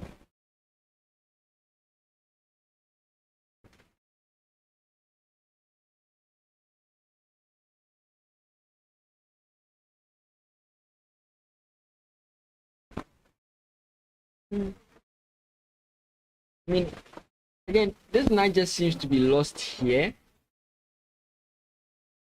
Because, I mean, the best you can target is this, but I don't know how you target it.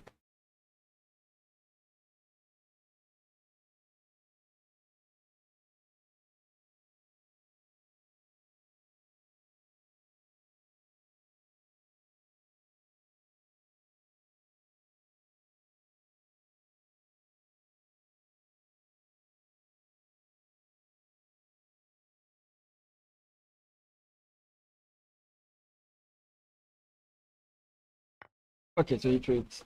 Again, the engine actually liked trading better. Knight here.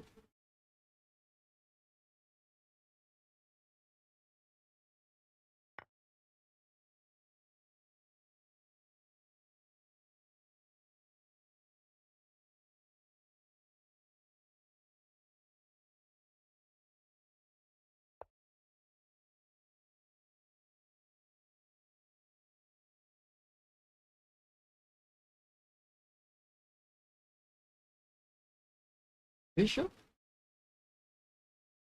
Is that just to activate the bishop or what could... Okay, so finally Akpa actually defeats Jeshron. Now these two mini games should be a draw with like best flip from both sides. But anything could happen. It's going to take a while before we get anywhere here. And there's no additional time. So if their time runs out, like even if they reach move 40, there's no additional time, right?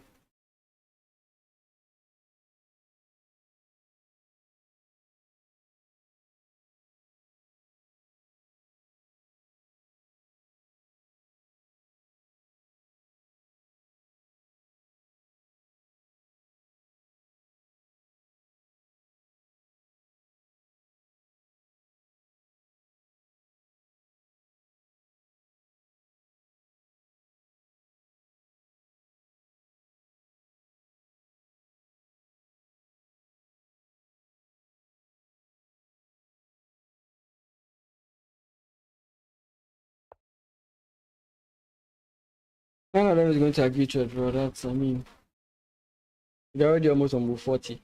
This outside pass pawn is dangerous. To stop this pawn, you need to get your king there. But if your king moves too far from the defense of these three pawns, your opponent is going to gobble them up. So what he's doing right now is that the king is watching over these guys, making it hard for his opponent to try like get any idea going on this side.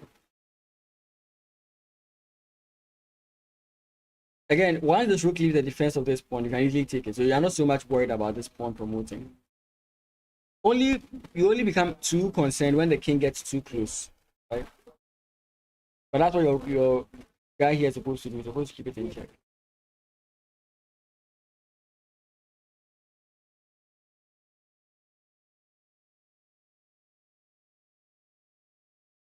So like for example, king e5 can be met with king e3 if you want to avoid. Yeah. And that's what he plays. keeping the opposition.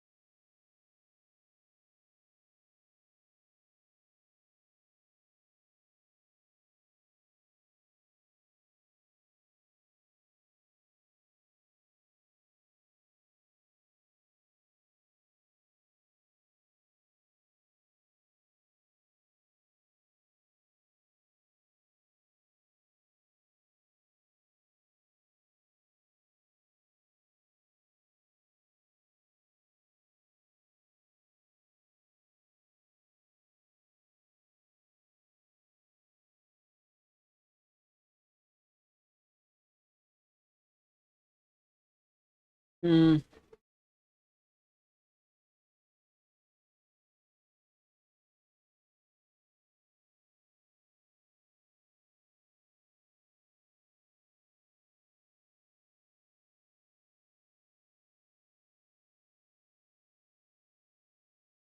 Nothing is changing about the position. Ah, don't you just hate this aspect of chess? It's like, what am I going to say again? I've said what has to be said. So eventually, by trying to hold off this guy, now you've safely gotten your king here. So if you played this by trying to send your king immediately here, you would have messed up. Now comes the issue of my opponent can play check. You know, check, king moves. Let's say go in here, and now the king can infiltrate. Problem. So for me, this is where I would actually struggle. So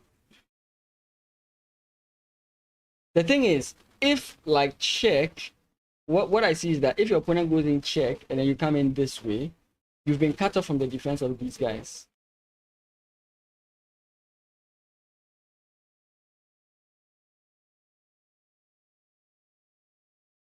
Or maybe you could go check here, then you come in this way. No, you have to go in this way rather, because now the workable.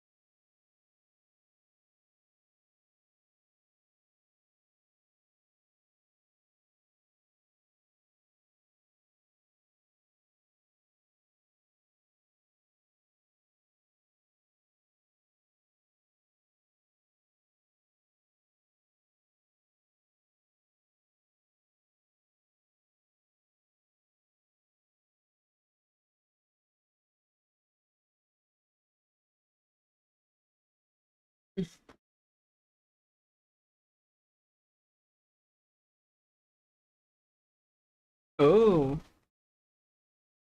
wait. Uh, yeah, that move is actually bad. King to B2. I don't like this move. To be frank, like I was considering this move, but I don't like it. Because it really puts pressure on you here. Like your opponent can just cut you off and then try and come in this way. That's my problem with it. Ah, wait. If your opponent does come in here, don't you just come in this way? And you stop your opponent from infiltrating. I don't know.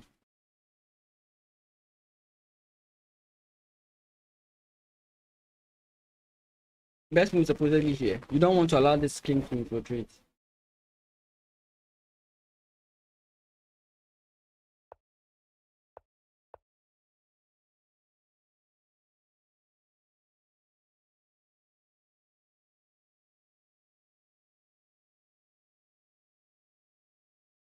I think you'll be quaking in your boots to play a move like this. Now, my second round game against Maxwell, that was a similar thing that happened. The rook prevented my king from joining the defense. If my queen could have joined the defense, I would have drawn. But I couldn't.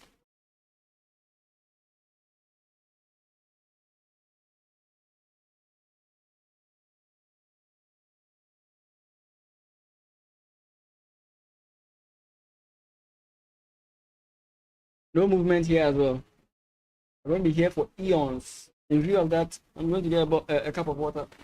I'll be right back.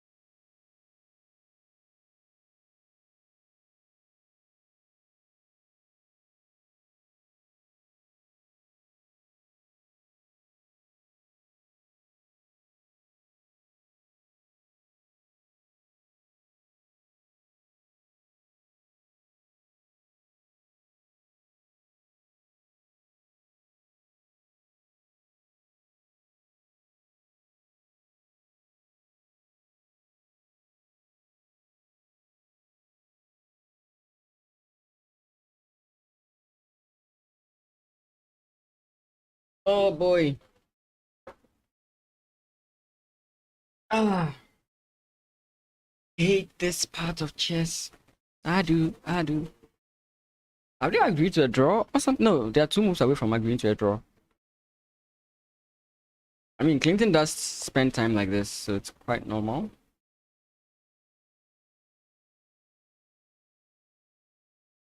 Okay. He does go there. That's actually the best decision. As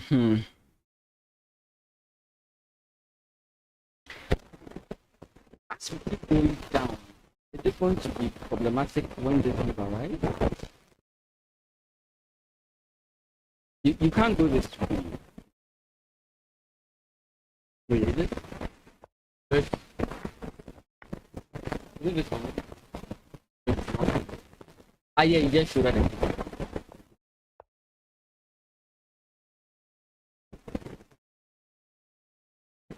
H3 here should be, sorry, A3 here should be a loss, right? Or black.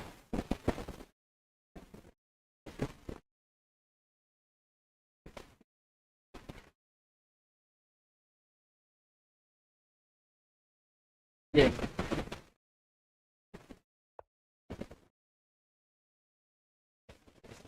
Okay, so he did play this move. Went to all the way here. Now, the thing about this is, now the rook can actually leave the defense of the pawn, and the king is now going to build the position here, right? Because the pawn can never move past this third, right? So now I can move the rook here, but you have to be very careful. I'm actually learning a lot from this. The traditional way I would have thought about this is actually what would have made me move it. Because if actually was another option.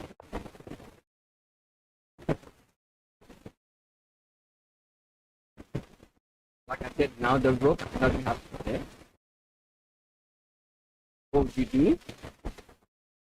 This move is actually very nice. So let's see, can we go rook c3?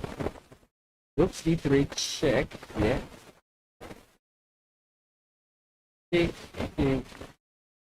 Oh. Yeah, this actually not very well.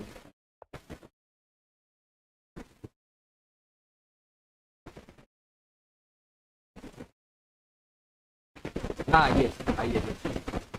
Yeah. Yeah, you don't. So how do you stop this guy from coming in here?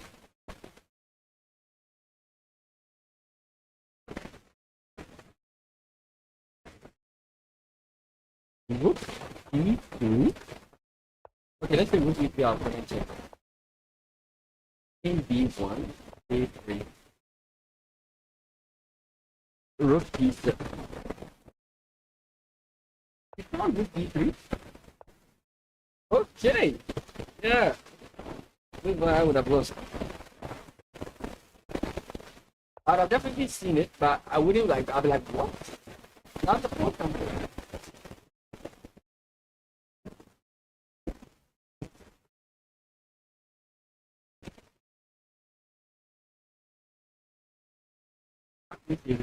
Like I don't want to see how black, like how white.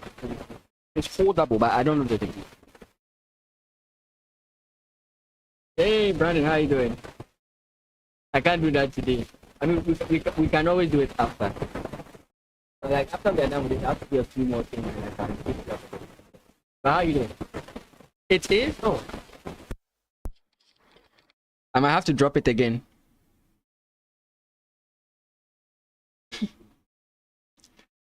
I'm sure it'll be okay now. Because I recorded some videos yesterday, it was fine. That just kind of like sucks. Thanks. I really do appreciate that. I had no idea I was doing that. Good to see you though. So this is the phase 2. I didn't qualify for this, unfortunately, sadly, painfully. But yeah, this is where we are at this phase. How do you do? I don't think I have that, right? Is there a space? I'm doing good.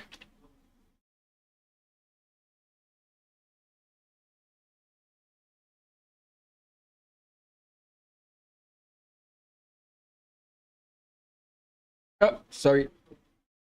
Wrong. I did it wrong. Nope, wrong. Sorry. At IMBRXDON UK, right? Yeah, UK. Yeah, I can give Brandon a follow. He's also a streamer.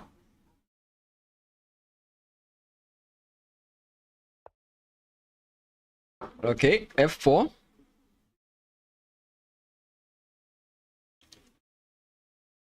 A bad streamer. Hey, I mean, you admitted it. I never said anything. Okay, so if the rook just keeps trying, we just keep going back and forth, right? This king can't also infiltrate. The pawn can definitely move for sure, but then the best you can do with this guy is to go back and forth, right? And if anything at all, you can progress with these guys. Okay. We are learning. Oh boy, the water has opened my eyes. I was very sleepy at the point. Like when I'm uploading videos, I have to stay awake because otherwise they don't upload. That's like 4. I'm not going to push. This guy. Can you just go king b1 here to waste time? I think you can, right? Yeah, you can just go king b1.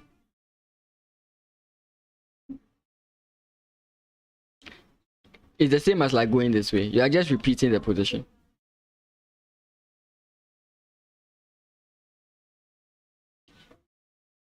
This is a draw, and now I think I can see the draw. Don't try it. Don't get greedy and think you can do something. You could try it under much more safe conditions, but you can't now.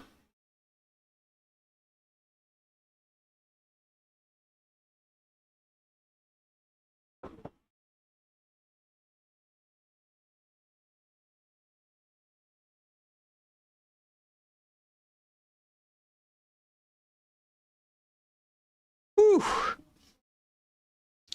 Let's see if there's any development here. Okay, the knight finally jumps into e4. Bishop comes in.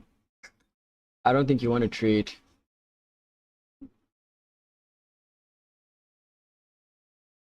Takes. I mean, I think black would be happy with pawn take, but we're going to get knight takes, pawn push, right? And the knight jumps back, pawn push again. Then the knight can just route itself and then target it. So I don't think you want to do that.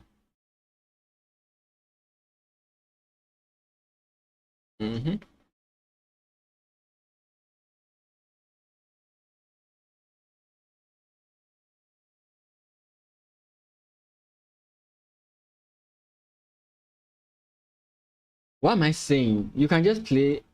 Wait, what? Oh no, you can't. This move doesn't exist. Okay.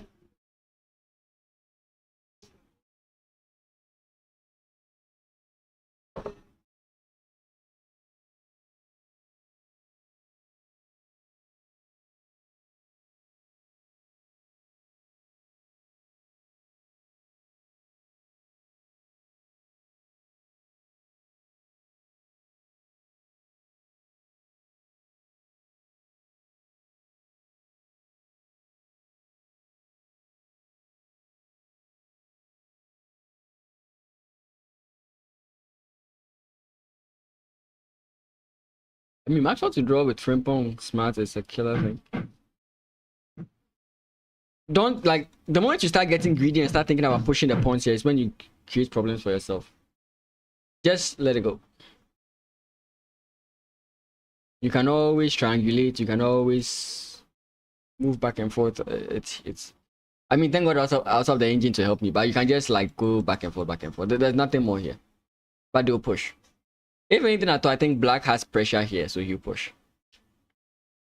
He'll keep fighting until he can't fight anymore.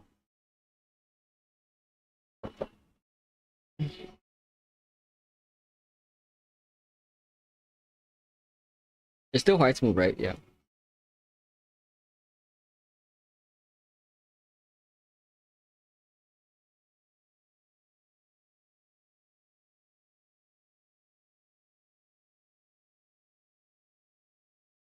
Right now, what Maxwell is trying to do is trying to confirm. Like sometimes when a chess move is played, you know what to do, but you just want to confirm, you know? There's something you're not convinced about, so you just want to confirm that if I come in here, nothing bites me in the butt. Sorry. Like if I play here, my opponent comes in or something like that, like is something going to bite me in the butt? Can I really just go back and ignore this? Something of that sort. Or check. I mean, the point is that your opponent's king can come in. Is there a way my opponent can try to mess me up, like something like this? Like these are the things that are going through his head. So it's like he doesn't know that he can play a move like that. It's just you have to really be sure of what you're doing.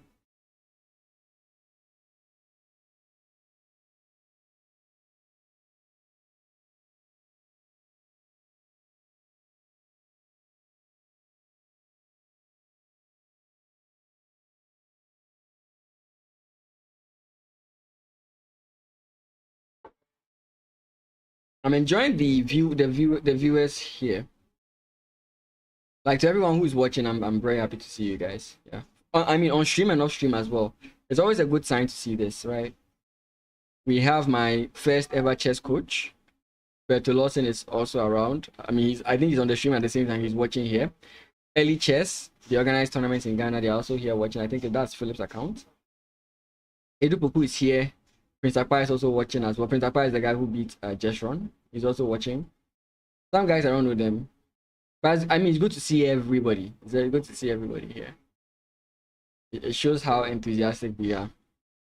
Like again, like a move like this, you're really causing problems for yourself. You might still be drawn, but you're still causing problems for yourself, you know. So, anyways,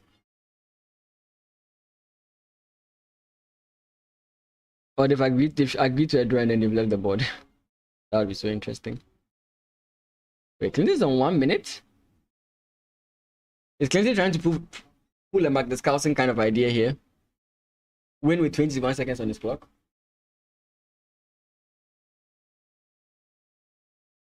Ooh.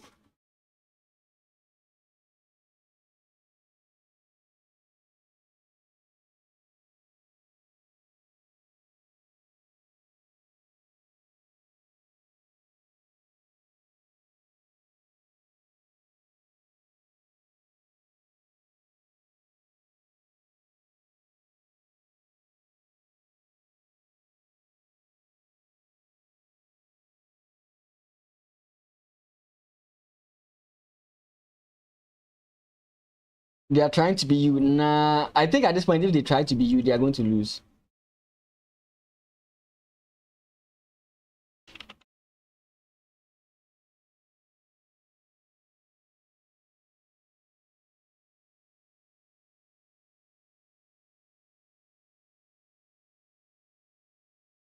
Nah, there's something wrong. There's something wrong here. There's no way he's lost on time. There is no way he lost on time. I don't believe it for a second that he lost on time. I said if they're trying to be you in this position, then they would lose. You know? I've already admitted that I'm not good at end games, so it doesn't say anything about me. Yeah. So I think they've agreed to draws. I think I would like to think so. I'm just bad at end games. Nah, I'm just bad at end games. I don't think I'm bad at anything else. Let's go to chess results and see what's going on there. I just want to see what's going on there.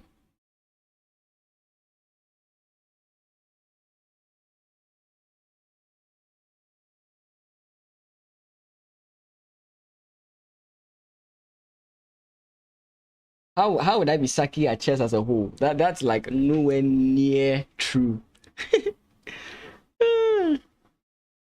Where's Ghana?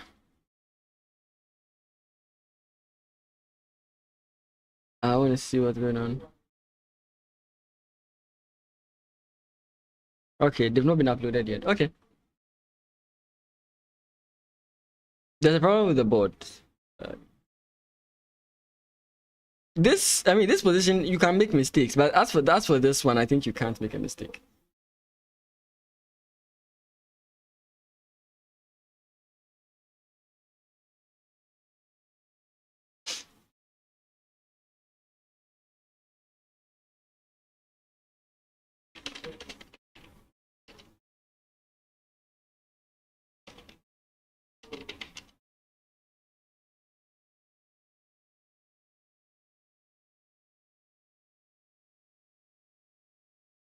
Come in.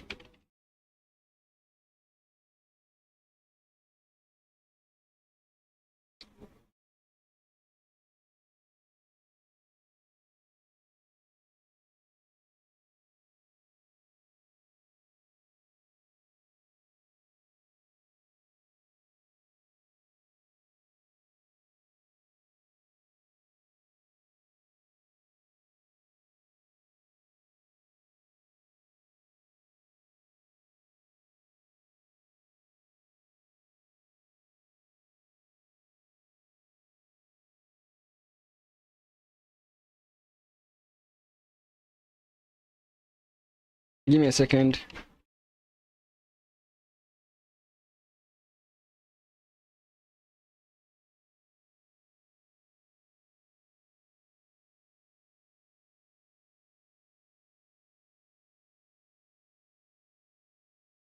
Bro, what again am I looking for?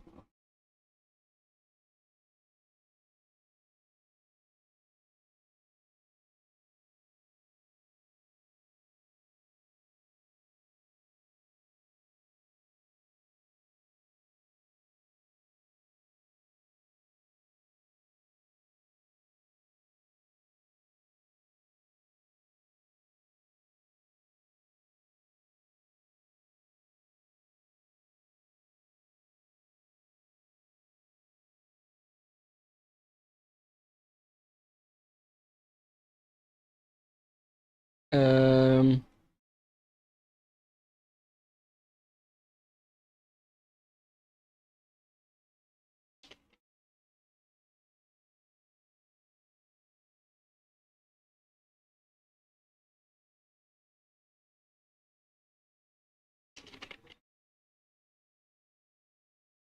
Give me a second, guys.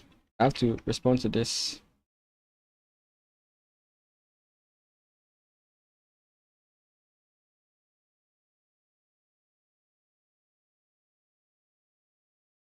Okay. Now I'm back.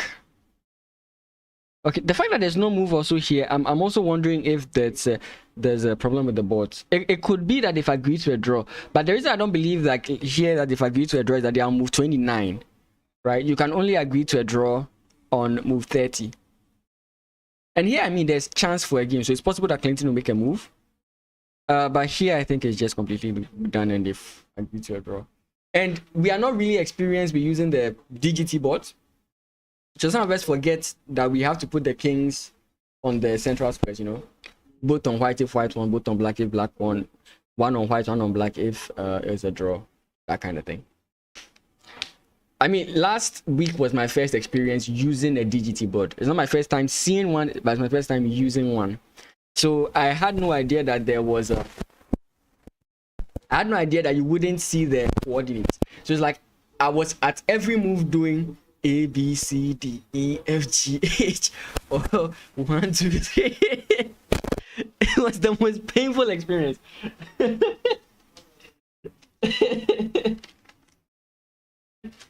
Like,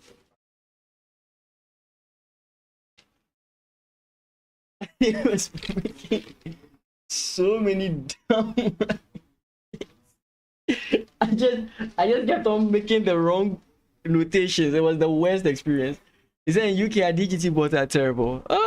I mean, maybe if they've been useful but for too long and they have to be changed, maybe that's the reason. But it was a terrible experience for me, trust me. I just kept on doing A, B, C, D. Eventually, I would just get so frustrated. I just have to ask my opponent for their annotations. It was the most like annoying experience of my life. I hated it.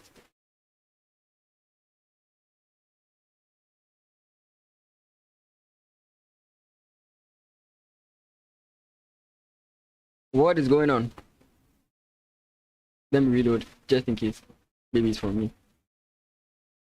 I hate DGT bots. Like, I like them because they allow me to do things like this, but I hate them for... I really do hate them. How annoying they are. And again, guys, if you want to see my games from the tournament, I've released round 1 to round 3 on the YouTube channel. You can go and check it out. It's the latest video on the channel. I go through out of the board things and on the board stuff as well, where my mind was at, not just the moves, but explaining where my mind was at. As chess is not just about knowing the moves, it's also about sometimes emotions go into play and character goes into play. So you understand why I would make a move, which might look like, why would you make a move like this? Yeah, it becomes understandable when you understand the mental like state of the player at the time. So you can check it out. If it helps you, leave a like, let me know, comments if you join from the stream, so on and so forth. I do appreciate all that stuff. I think they'll be playing 3 rounds today. I think so, because it's from the 5th to the 7th. I think from the 5th to the 7th. Give me a second. I think it's from the 5th to the 7th.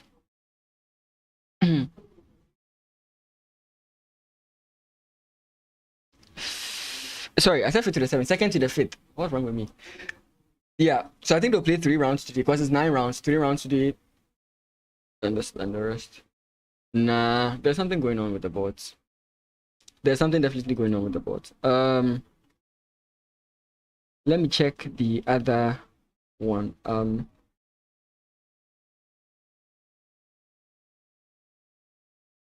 Let me check the other one. Give me a second. I want to see if this one has frozen as well. Yeah, this one has frozen as well. It's also saying time is over. Maxwell as well. Yeah, same. It's stuck. I think it's a problem with the DGT board. But I believe they will agree to a draw. For Maxwell, I mean. For this guy, I don't know what exactly is going to happen.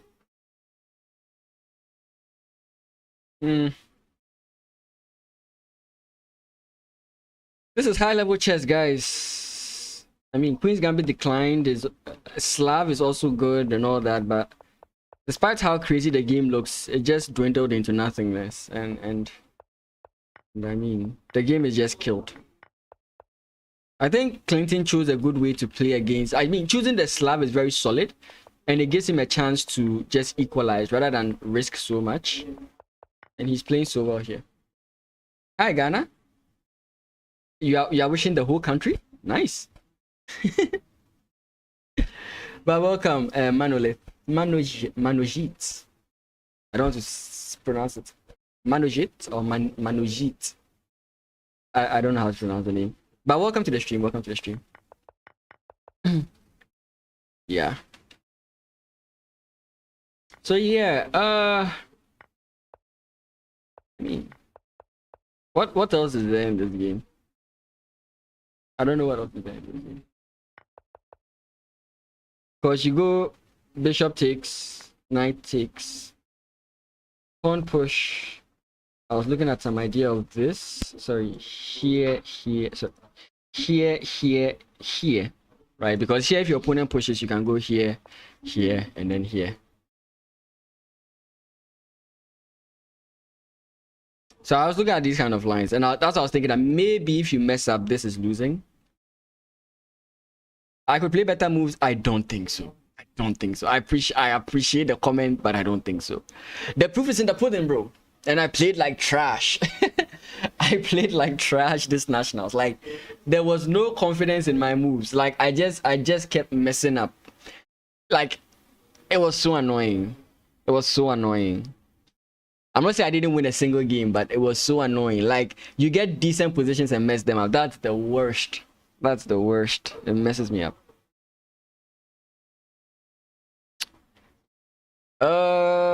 Okay, I'm gonna wait for a few more minutes and then I'll call it. I don't know exactly when. I don't know when exactly. Okay, let me go back check chess results again and see. I don't see when the next starting time will be, so that I know what I'm doing. I'll have nothing on the engine. Yeah.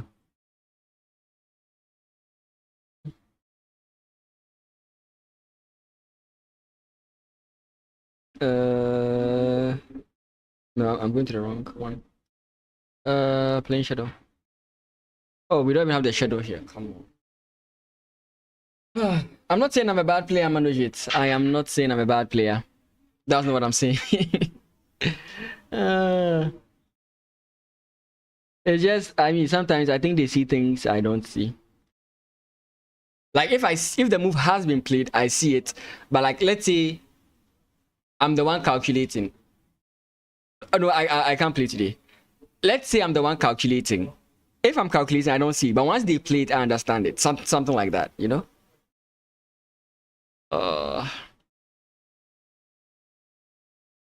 Oh boy. Yeah, I think everybody's also like me, wondering why nothing is moving. Again, it could be an internet issue, and once we give it some time and we wait, it's going to work out. But I don't know. I don't know.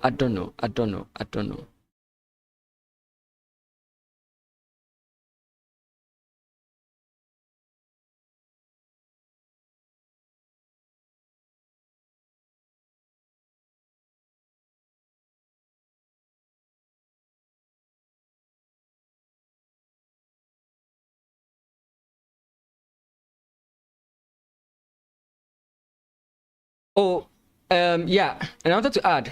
I've got to add up to this. In as much as yes, Akwanda is an IM and he's very strong, it doesn't mean he's going to take it for one specific reason. He's quite old. He's quite old. Like, he's quite old. Quite old. But these young guys who are coming up, I mean, someone like Clinton in the Olympia was beating 2,000 rated players. So I mean, it's just goes to show, right? It just goes to show. Same with Frimpong Smart.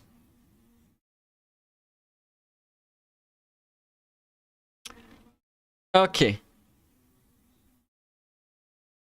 I'm going to call it here. I have to finish working on some reports. But when the next round happens, I will stream it. So guys, if you haven't already, please hit the subscribe button or hit the follow button and hit that notification bell so that when I stream the next round, you will be able to follow through with me. Thank you guys. No, I can't play today. I am, again, like, this is my stream schedule, but when I'm doing tournaments, I kind of break my character, let me put it that way.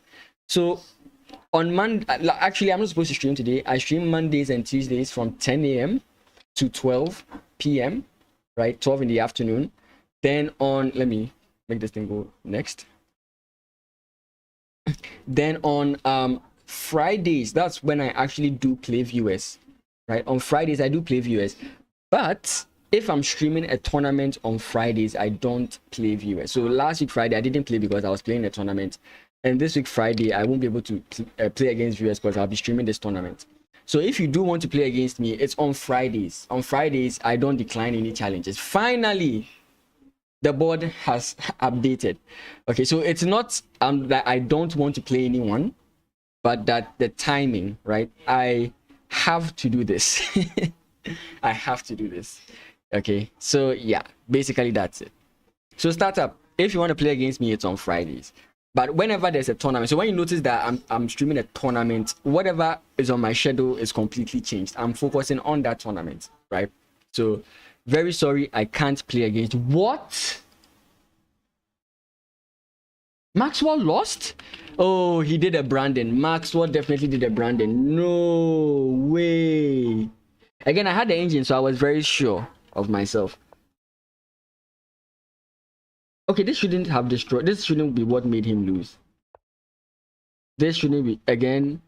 No. No. No. He literally fell for the same thing I fell for when I played against him. I'm not using the engine, but I think this is the point. I think this move is the... Wait, what? And here... No, I was completely thinking that this was the move. Wait. I think this is the point when Maxwell lost it. Let me just turn on the engine and see. Yeah, I think it's this point. Like this rook check is the point. Because when we were analyzing this line, right? The conclusion of the matter I saw is that as long as this king cannot infiltrate the position, this position is like completely fine, right? But the moment this move comes in, you allow your opponent a chance to infiltrate, and infiltrating is actually correct. And what smart clear is correct. Now I don't understand why this is correct. We'll look at it, but like, okay, I mean I do understand. It's very like the point is this. I'm getting too excited. When I played against Maxwell, right? You see the game on my channel. When I played against Maxwell, the problem with my position was that after I got onto the queen side, he blocked my position with his rook, right? He blocked my position with his rook, and my king could no longer join the defense. Now, if you look at this position, the king and the rook are active on this side of the board, so he can deal with any threat that comes in here, whereas this king is too far from the defense of this position. Oh, that is what I'm looking at. I'm like, what? I don't expect this from Maxwell. Little Sunshine, he says, hello, bro, I'm a noob, or you are a noob. I don't get it, because I know I'm not a noob. Anyways, so I think this was the issue. So I think if you take, rook takes, then this is just, oh, this is so sad. Now the king is too far. Yes, you have a rook, but it's too far from the defense. Oh, that's so sad. And like, even if you do get this, and then the king comes in here, how do you stop this? How do you stop this? Oh my god. So nice when you have the engine. But again, let me look at this and see something. So again, I did not think Maxwell should play this. So let's say the king kept on coming. Let's say like rook f3 and the king kept on coming. What do we do? Now you go f5. Now you go f5. I think I just repeat. Like, I'm thinking that you don't even, like, you just allow your opponent to keep doing this. No, this is actually then bad. Now you just go back. The point is to not let the king in. That's the whole point. Just don't let the king in. Damn, bro. Hey, no problem, no problem, no problem, no problem. Okay, yeah. If you take this, the king comes in. That's the whole point. That's the whole freaking point. That's the whole point. Maxwell! No! Oh, that, like, I am feeling so bad for Maxwell. I'm feeling so... It's the same thing kind of like that he did to me, right? What is Little Sunshine doing? I don't think I have those emotes or something of that sort. Anyways, in my game against Maxwell, my king was here, my knight was here, and my pawns were here. He also had pawns here, but his rook prevented me, from getting my king to defend the position. Little Sunshine, I don't think I have the emotes you are posting because they are not showing. Anyways, or maybe you're posting them wrong, I don't know. And Clinton is also now winning. Like I said, there's always an opportunity. Wait, what? So he brought the king in. Okay, he brought the king in. So he didn't trade like I was recommending here. Clinton did not trade. He saw a different possibility. And now after the trade, the kings are coming in. Okay.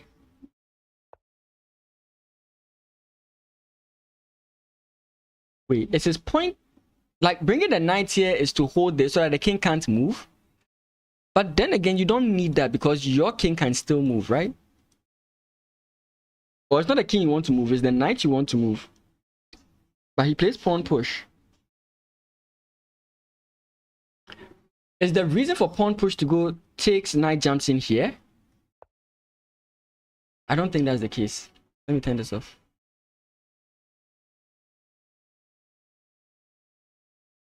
What is happening? Stop freezing. Okay.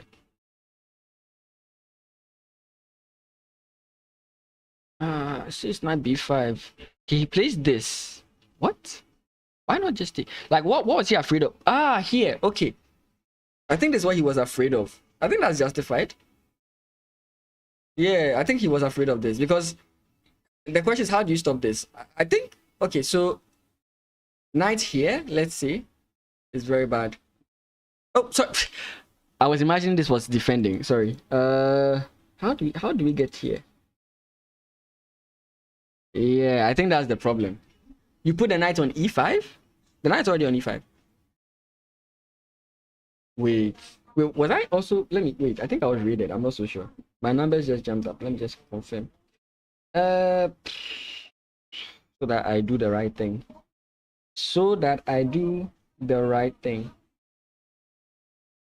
Okay, I wasn't rated. Okay. And what happened? So after he pushed, he was afraid of that whole line. And he allowed his opponent to get closer into the position. And now, okay. I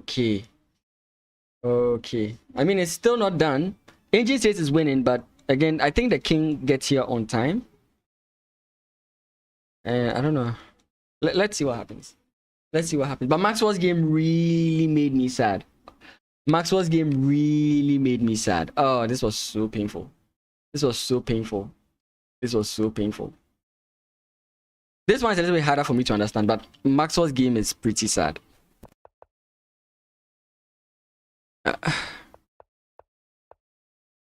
So don't you just stay here? Like, what was he afraid of by staying here? Like, what was he afraid of? What did he not want to happen by staying here? Like, why come here? What was he thinking? Because he took the knight away from here. And it's like, that's what gave his opponent this opportunity. What was he afraid of in particular? Did he expect his opponent to go like f6 at some point and he wanted to target the position? I don't get his point for that. I thought you just come back. Okay, so but then how does the engine recommend that we save this position? After takes, knight jumps in here. How do we save this position? Knight d3, knight takes, let's see. Kindly masters are 1800. Yes. Let me put it this way. When the condition normally to be a candidate master is that you okay, I've actually forgotten the first one, but you have to be a 2000 rated player, and I don't know if you have to get a candidate master norm. I don't know if that's the case, or you have to play in a specific kind of tournament, but then you should have like a 2000 rating to become a candidate master. But there are these kind of special tournaments where if you fulfill a condition, you get the title regardless of your rating. So Clinton, Smart, Bernard all played in the Olympiad, and they scored 4 out of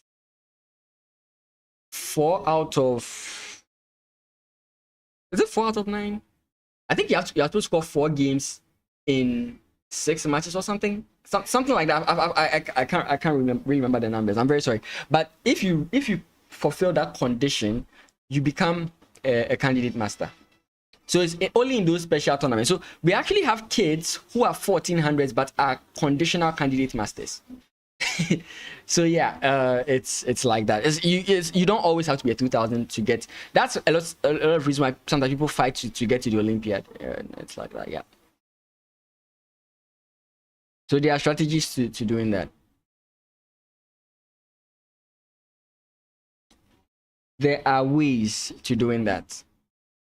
You can even get a FIDE master through such methods. So people do go through those ways, yeah. But traditionally, the way to get it is to be 2000 and playing at some tournaments, blah blah blah blah. Yeah.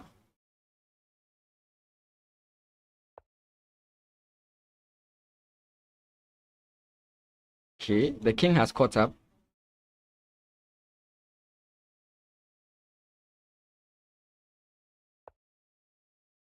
Yeah, but pawn push always exists. Ah wait, no, pawn push doesn't exist.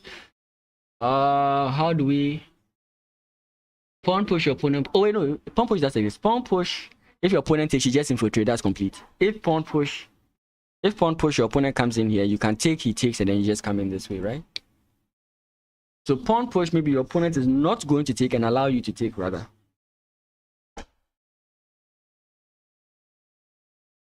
In that case, what do you do?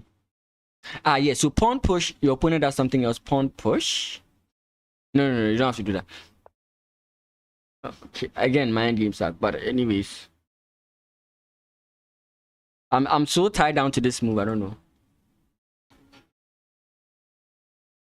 Is he worried about this by any chance?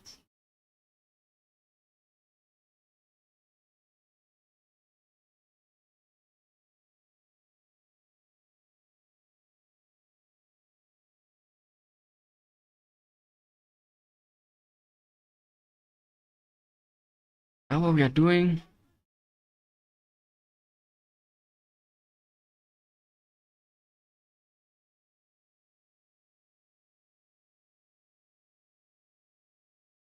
I need help from the engine here. So either king c3, knight c1, or king d2.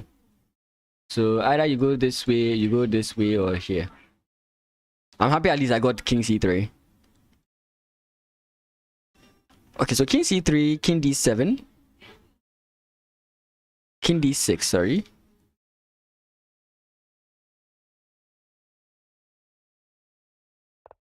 Then you have to go knight c1. What if you go this way? What's the problem?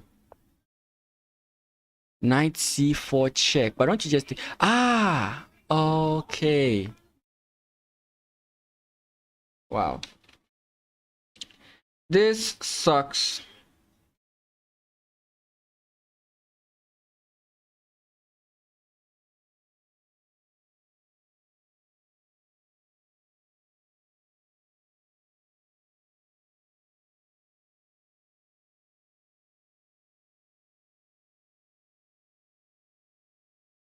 What's my rating? 1677.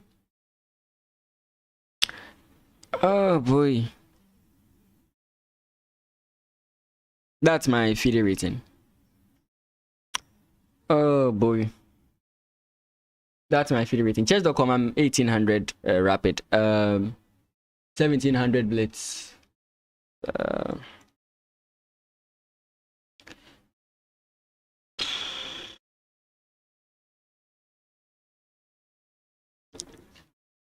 Look, oh boy.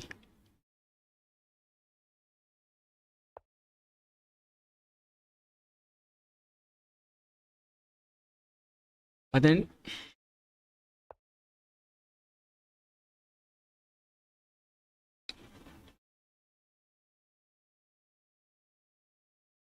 so the move is to go here according to the engine.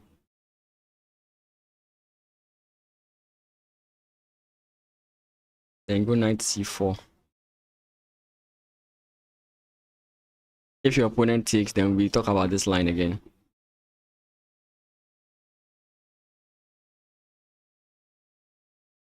So funny.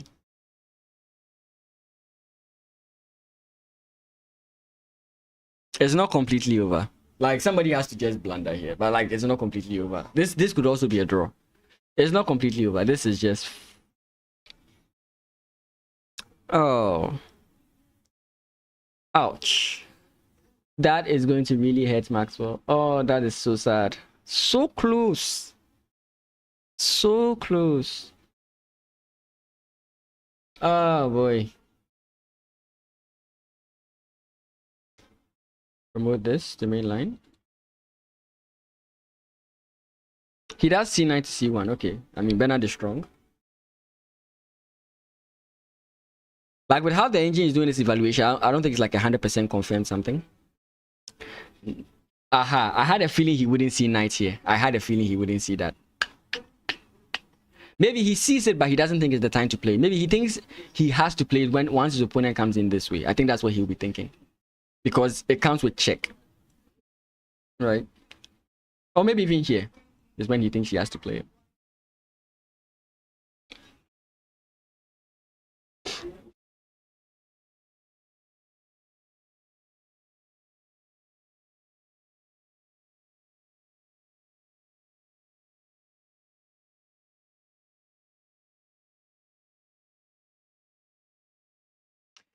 One annoying thing I've noticed about chess is that whenever there's increment and you waste like a lot of time in the beginning, it's very difficult for you to run out of time, especially since you can think on your opponent's time.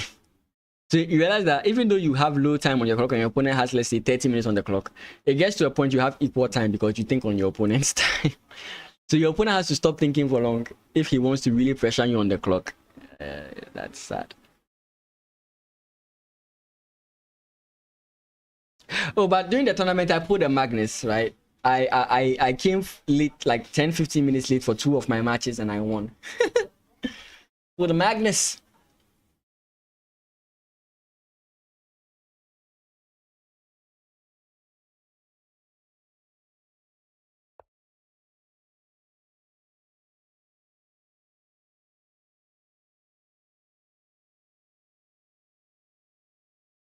Mm.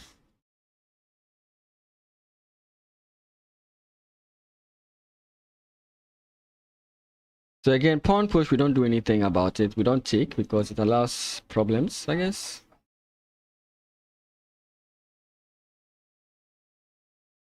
We this one to try and distract this guy, but it doesn't work.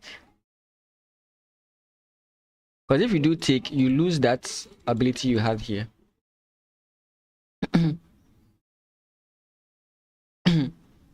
I don't see how black advances here.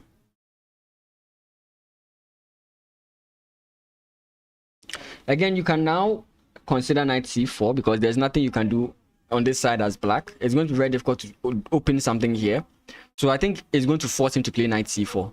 And he plays knight c4 because there's nothing more you can do in this position. If there was something, he would do it. But once you realize that there's nothing you can do concerning your pawn pushes, you have to look for other moves. Moving the king or moving the knight. And that's what you find. Your opponent realizes that, oh, okay, I actually lose this. Right?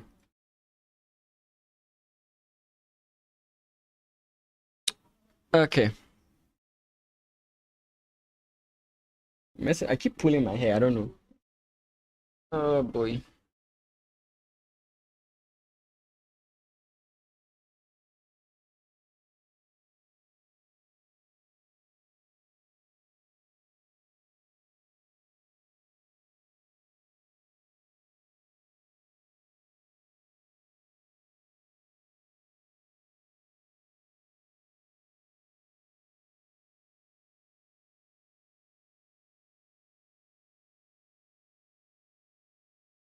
Says you have no choice but to play king takes.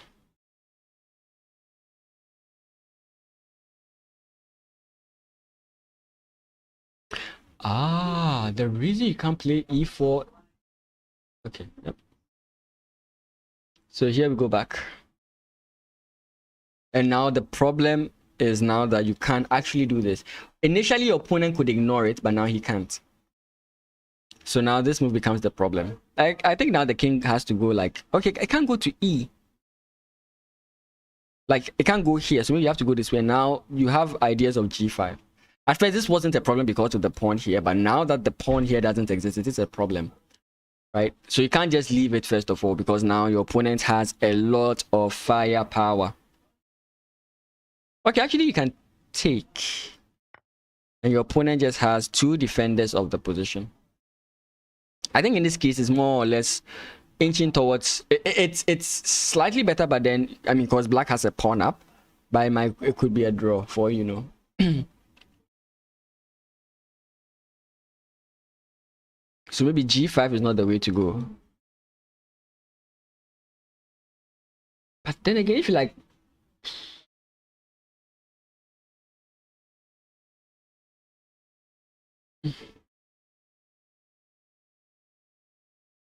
that's crazy. That is actually crazy.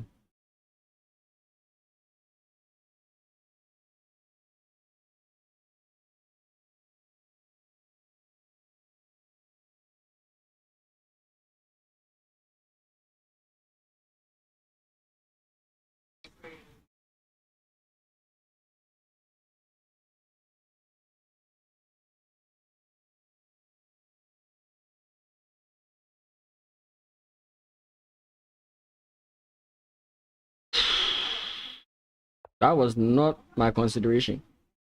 But why would he want to move there? It's always the whys, right? If you can figure out the whys, it makes sense.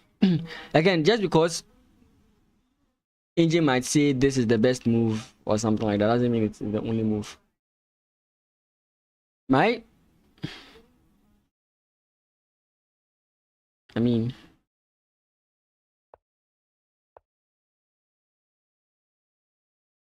why does he want the knight here?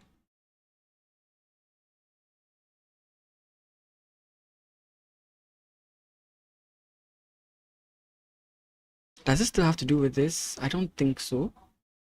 I mean, it could.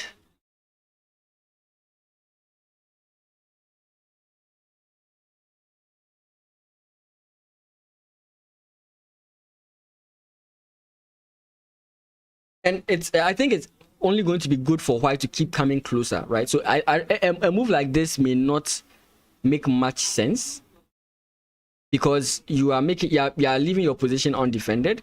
So I'm sure he has calculated that his opponent is definitely coming closer. Yeah. So that means he actually wants to get here.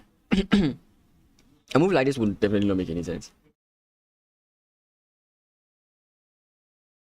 So he wants to go here. That's what it looks like.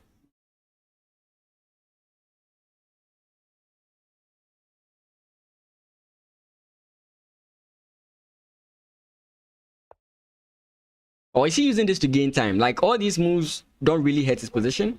The only thing that I think may negatively affect him is the fact that the king now joins the defense of these pawns. Because imagine the king was all the way here, and now it's come back to join the defense. As compared to if we played back here and the king is here, it's not so close to the defense, right?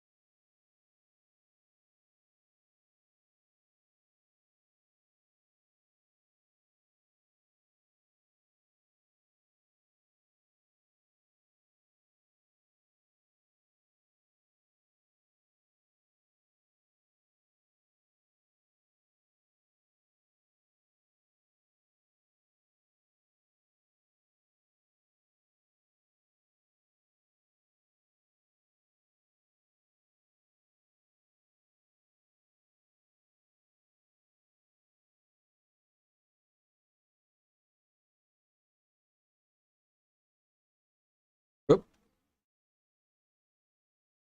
And this is where it gets complex.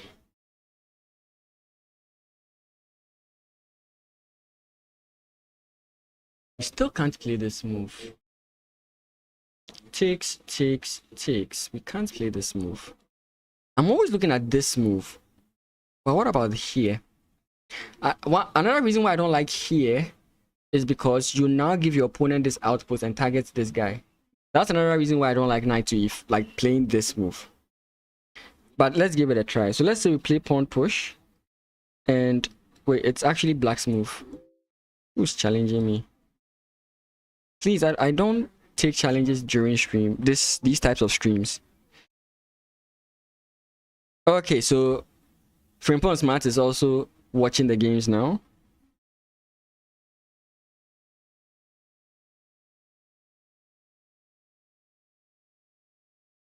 So what should white do here?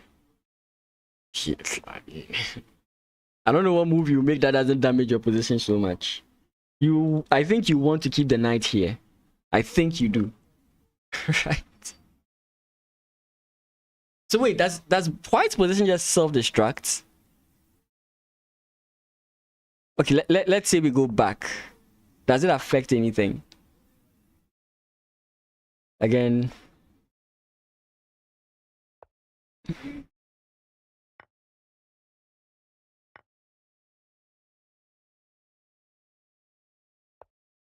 But then you can just check and then you can win it. I don't know. I really don't know.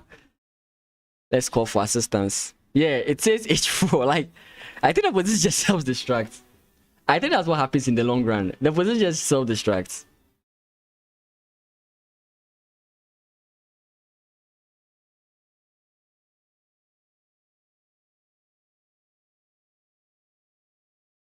What kind of moves is knight c3? Like, come on. King e7. I'm calling this game.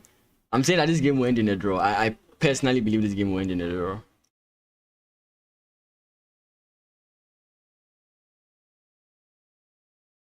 Nah. I don't know. I like the engine is giving it a very high evaluation. I just don't believe it. I just don't believe it. I just don't believe it.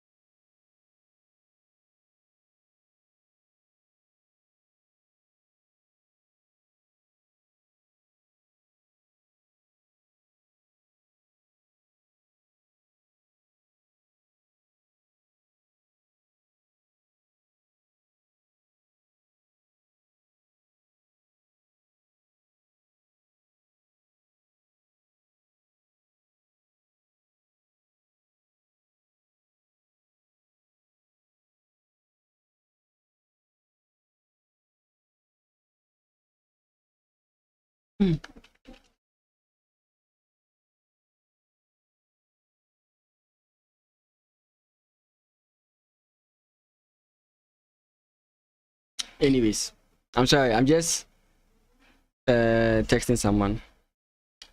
Very sad, right? Some very sad stories. Maybe one day I'll share this story, but as it stands now, maybe it's a wrong time to try and share such a story. Oh, he does go for F4. I thought any pawn push by white is actually bad. Victor, how are you doing? I thought every pawn push is bad. Oh wait, the king is no longer... Oh, okay, I've missed some moves. Let me go back. Okay, I've missed some moves. I'm sorry, because I was texting someone, I missed some moves. Okay, so h4, then the king went that way. Okay, so is it that it's possible he wants to go, like, slowly come into the position? Does that even help him? I don't think that helps him. I don't think that's a good idea. It takes too long for something like that to happen. But the engine seems to agree with that move completely. Anyways, now he goes f5. Can we just pawn? No, we can't. The king is not there anymore. So now we have to take. I would take this way. Takes, and now, like, it's a 3. You do have this pass pawn, which I have to watch out for. I think the knight serves as a good defender of that, and I can just walk with this, I guess.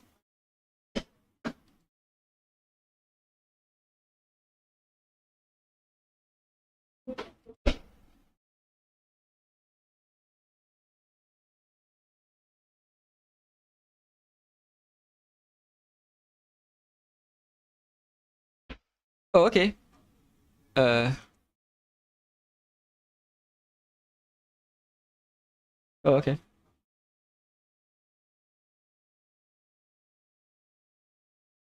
Okay, I was trying to figure out if there's a line where you can ignore it, and I thought maybe any ignoring would be bad, but I was purposely just looking at this one. Seems I was wrong. I'm a little disoriented if you notice that. Yeah, basically I'm trying to help someone, and the person is ignoring everything I'm saying, and I'm like, when the person sends me a message today, that makes me realize that the person is actually like destroying themselves. Like, basically the person is taking the worst decision possible, which I told the person to avoid.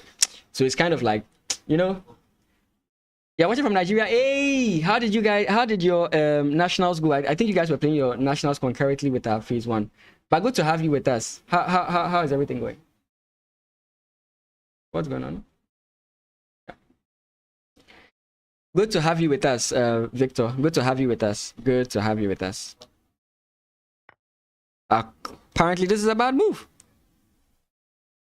Apparently that is a bad move, and now we are in draw territory. The players may not know that. The players may not know that. Okay, let's look at this. I'm sorry. My focus is back. Okay, this move is not completely bad. H takes, knight takes. Wait, knight takes is actually good. So what does it mean by 0.3 here?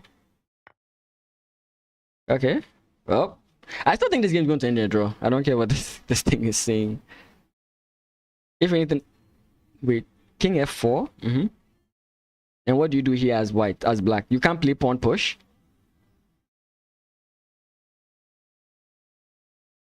Oh, it's so annoying.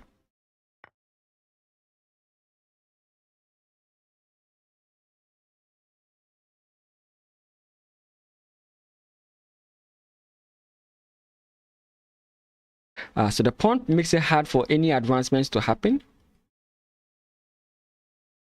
And the king and the knight hold the position actually quite well.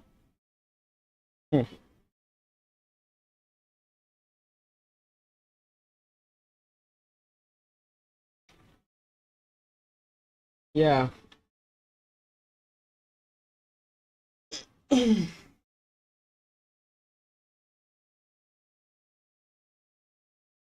Yeah, I think this not taking here was actually a problem. I think he was worried about this. I don't know, but I don't know why he would be worried about this, but maybe there was something about it that he didn't like. Because then why would you ignore the trade? And what was he hoping to achieve? Was he hoping that his opponent would get like trigger happy and take here? Because I mean, this move, it's obvious that you can defend it, right? So I can just go g takes h, and I mean, the king is always ready to defend the position. So I don't know exactly why. I mean, his move, this move like was not bad. The king move was not bad. But this idea is where the problem came from. And I don't know what he was expecting. Did he, for example, forget that his king was no longer in this square? Then that would make sense. Because if you go through this position, I don't know how I can create this position again. How do I create this position again?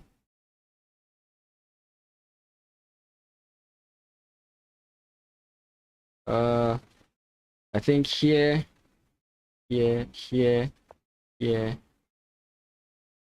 Oh, I can't go there.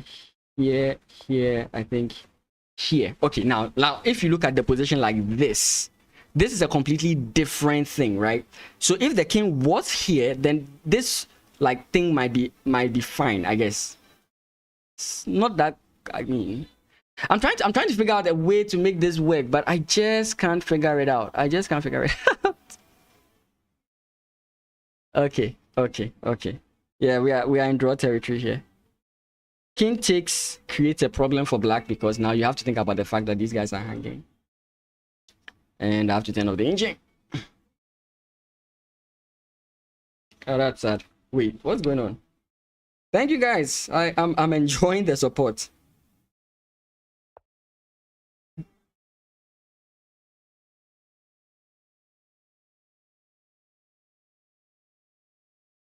Give me a second. I want to find something.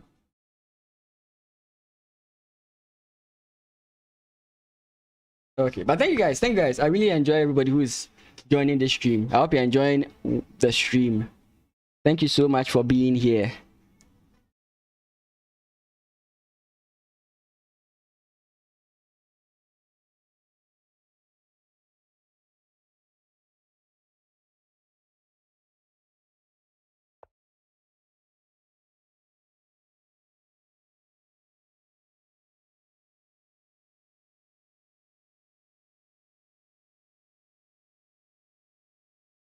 You can just take.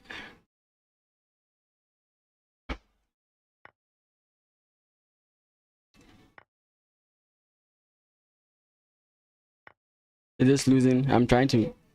Yeah, I think this is it. I think this is it. Oh, this is good for Bernard.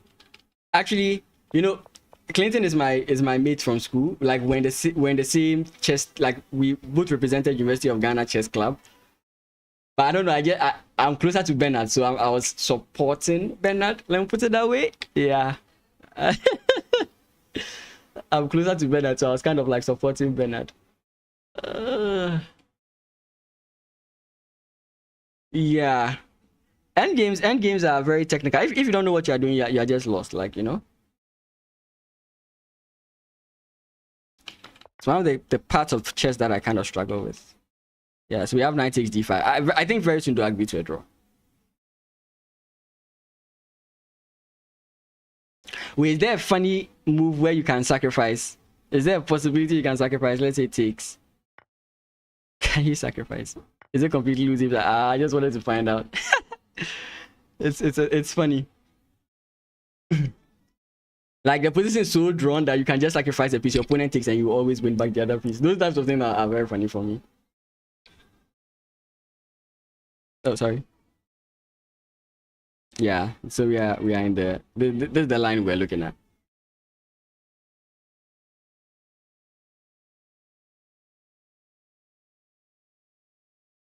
Okay, so let's say we take. I want this thing to work. Let's just see if it works. So let's say I take. My opponent comes in here and I sacrifice. It's still losing. Why? He has this move. And if I come here, what happens? King takes. Oh, okay. I'm bad. I just wanted to work for some strange reason. But of course, king comes in here. You can go for the check. Then you can jump in this way. Then jump in this way, and then you've targeted everything, right? So let's say you jump in here, check. Your opponent comes in here, check. You can win this guy. And I don't think there's any way your opponent can promote. You always sacrifice the knight for the pawn. I guess. Something like this. You pawn if you ever try pawn push, it's just over, right? But he's going to try and push the pawn, that's for sure. Oh boy.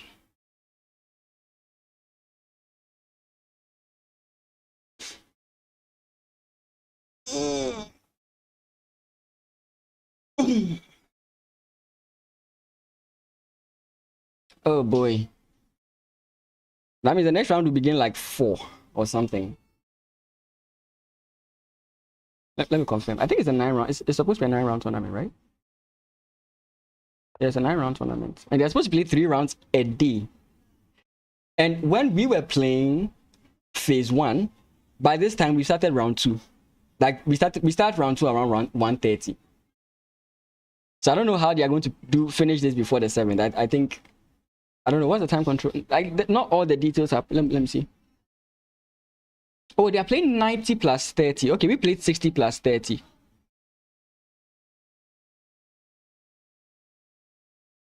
Okay.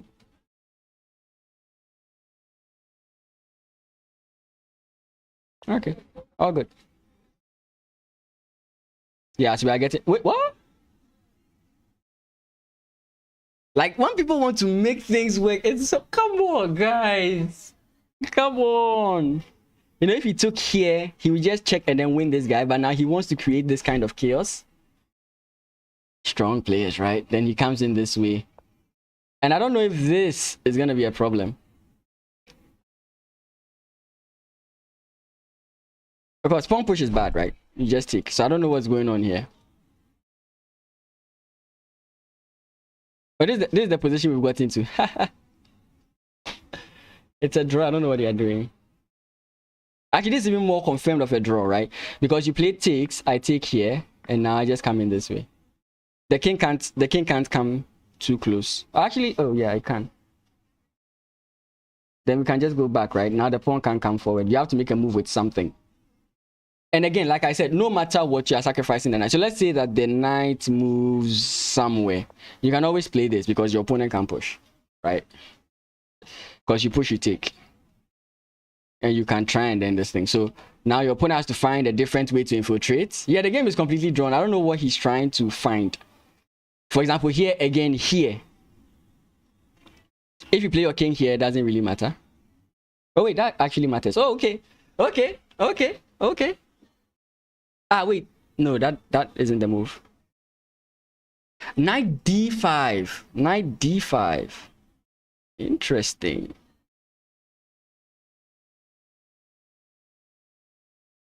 Of course, if he takes, that's the problem. So we are going to get something like pawn push, which goes here.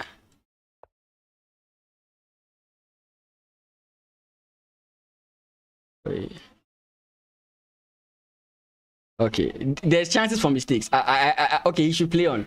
It's drawn, but there are chances of mistakes. The fact that I'm not seeing everything shows that, I mean, there are chances for mistakes.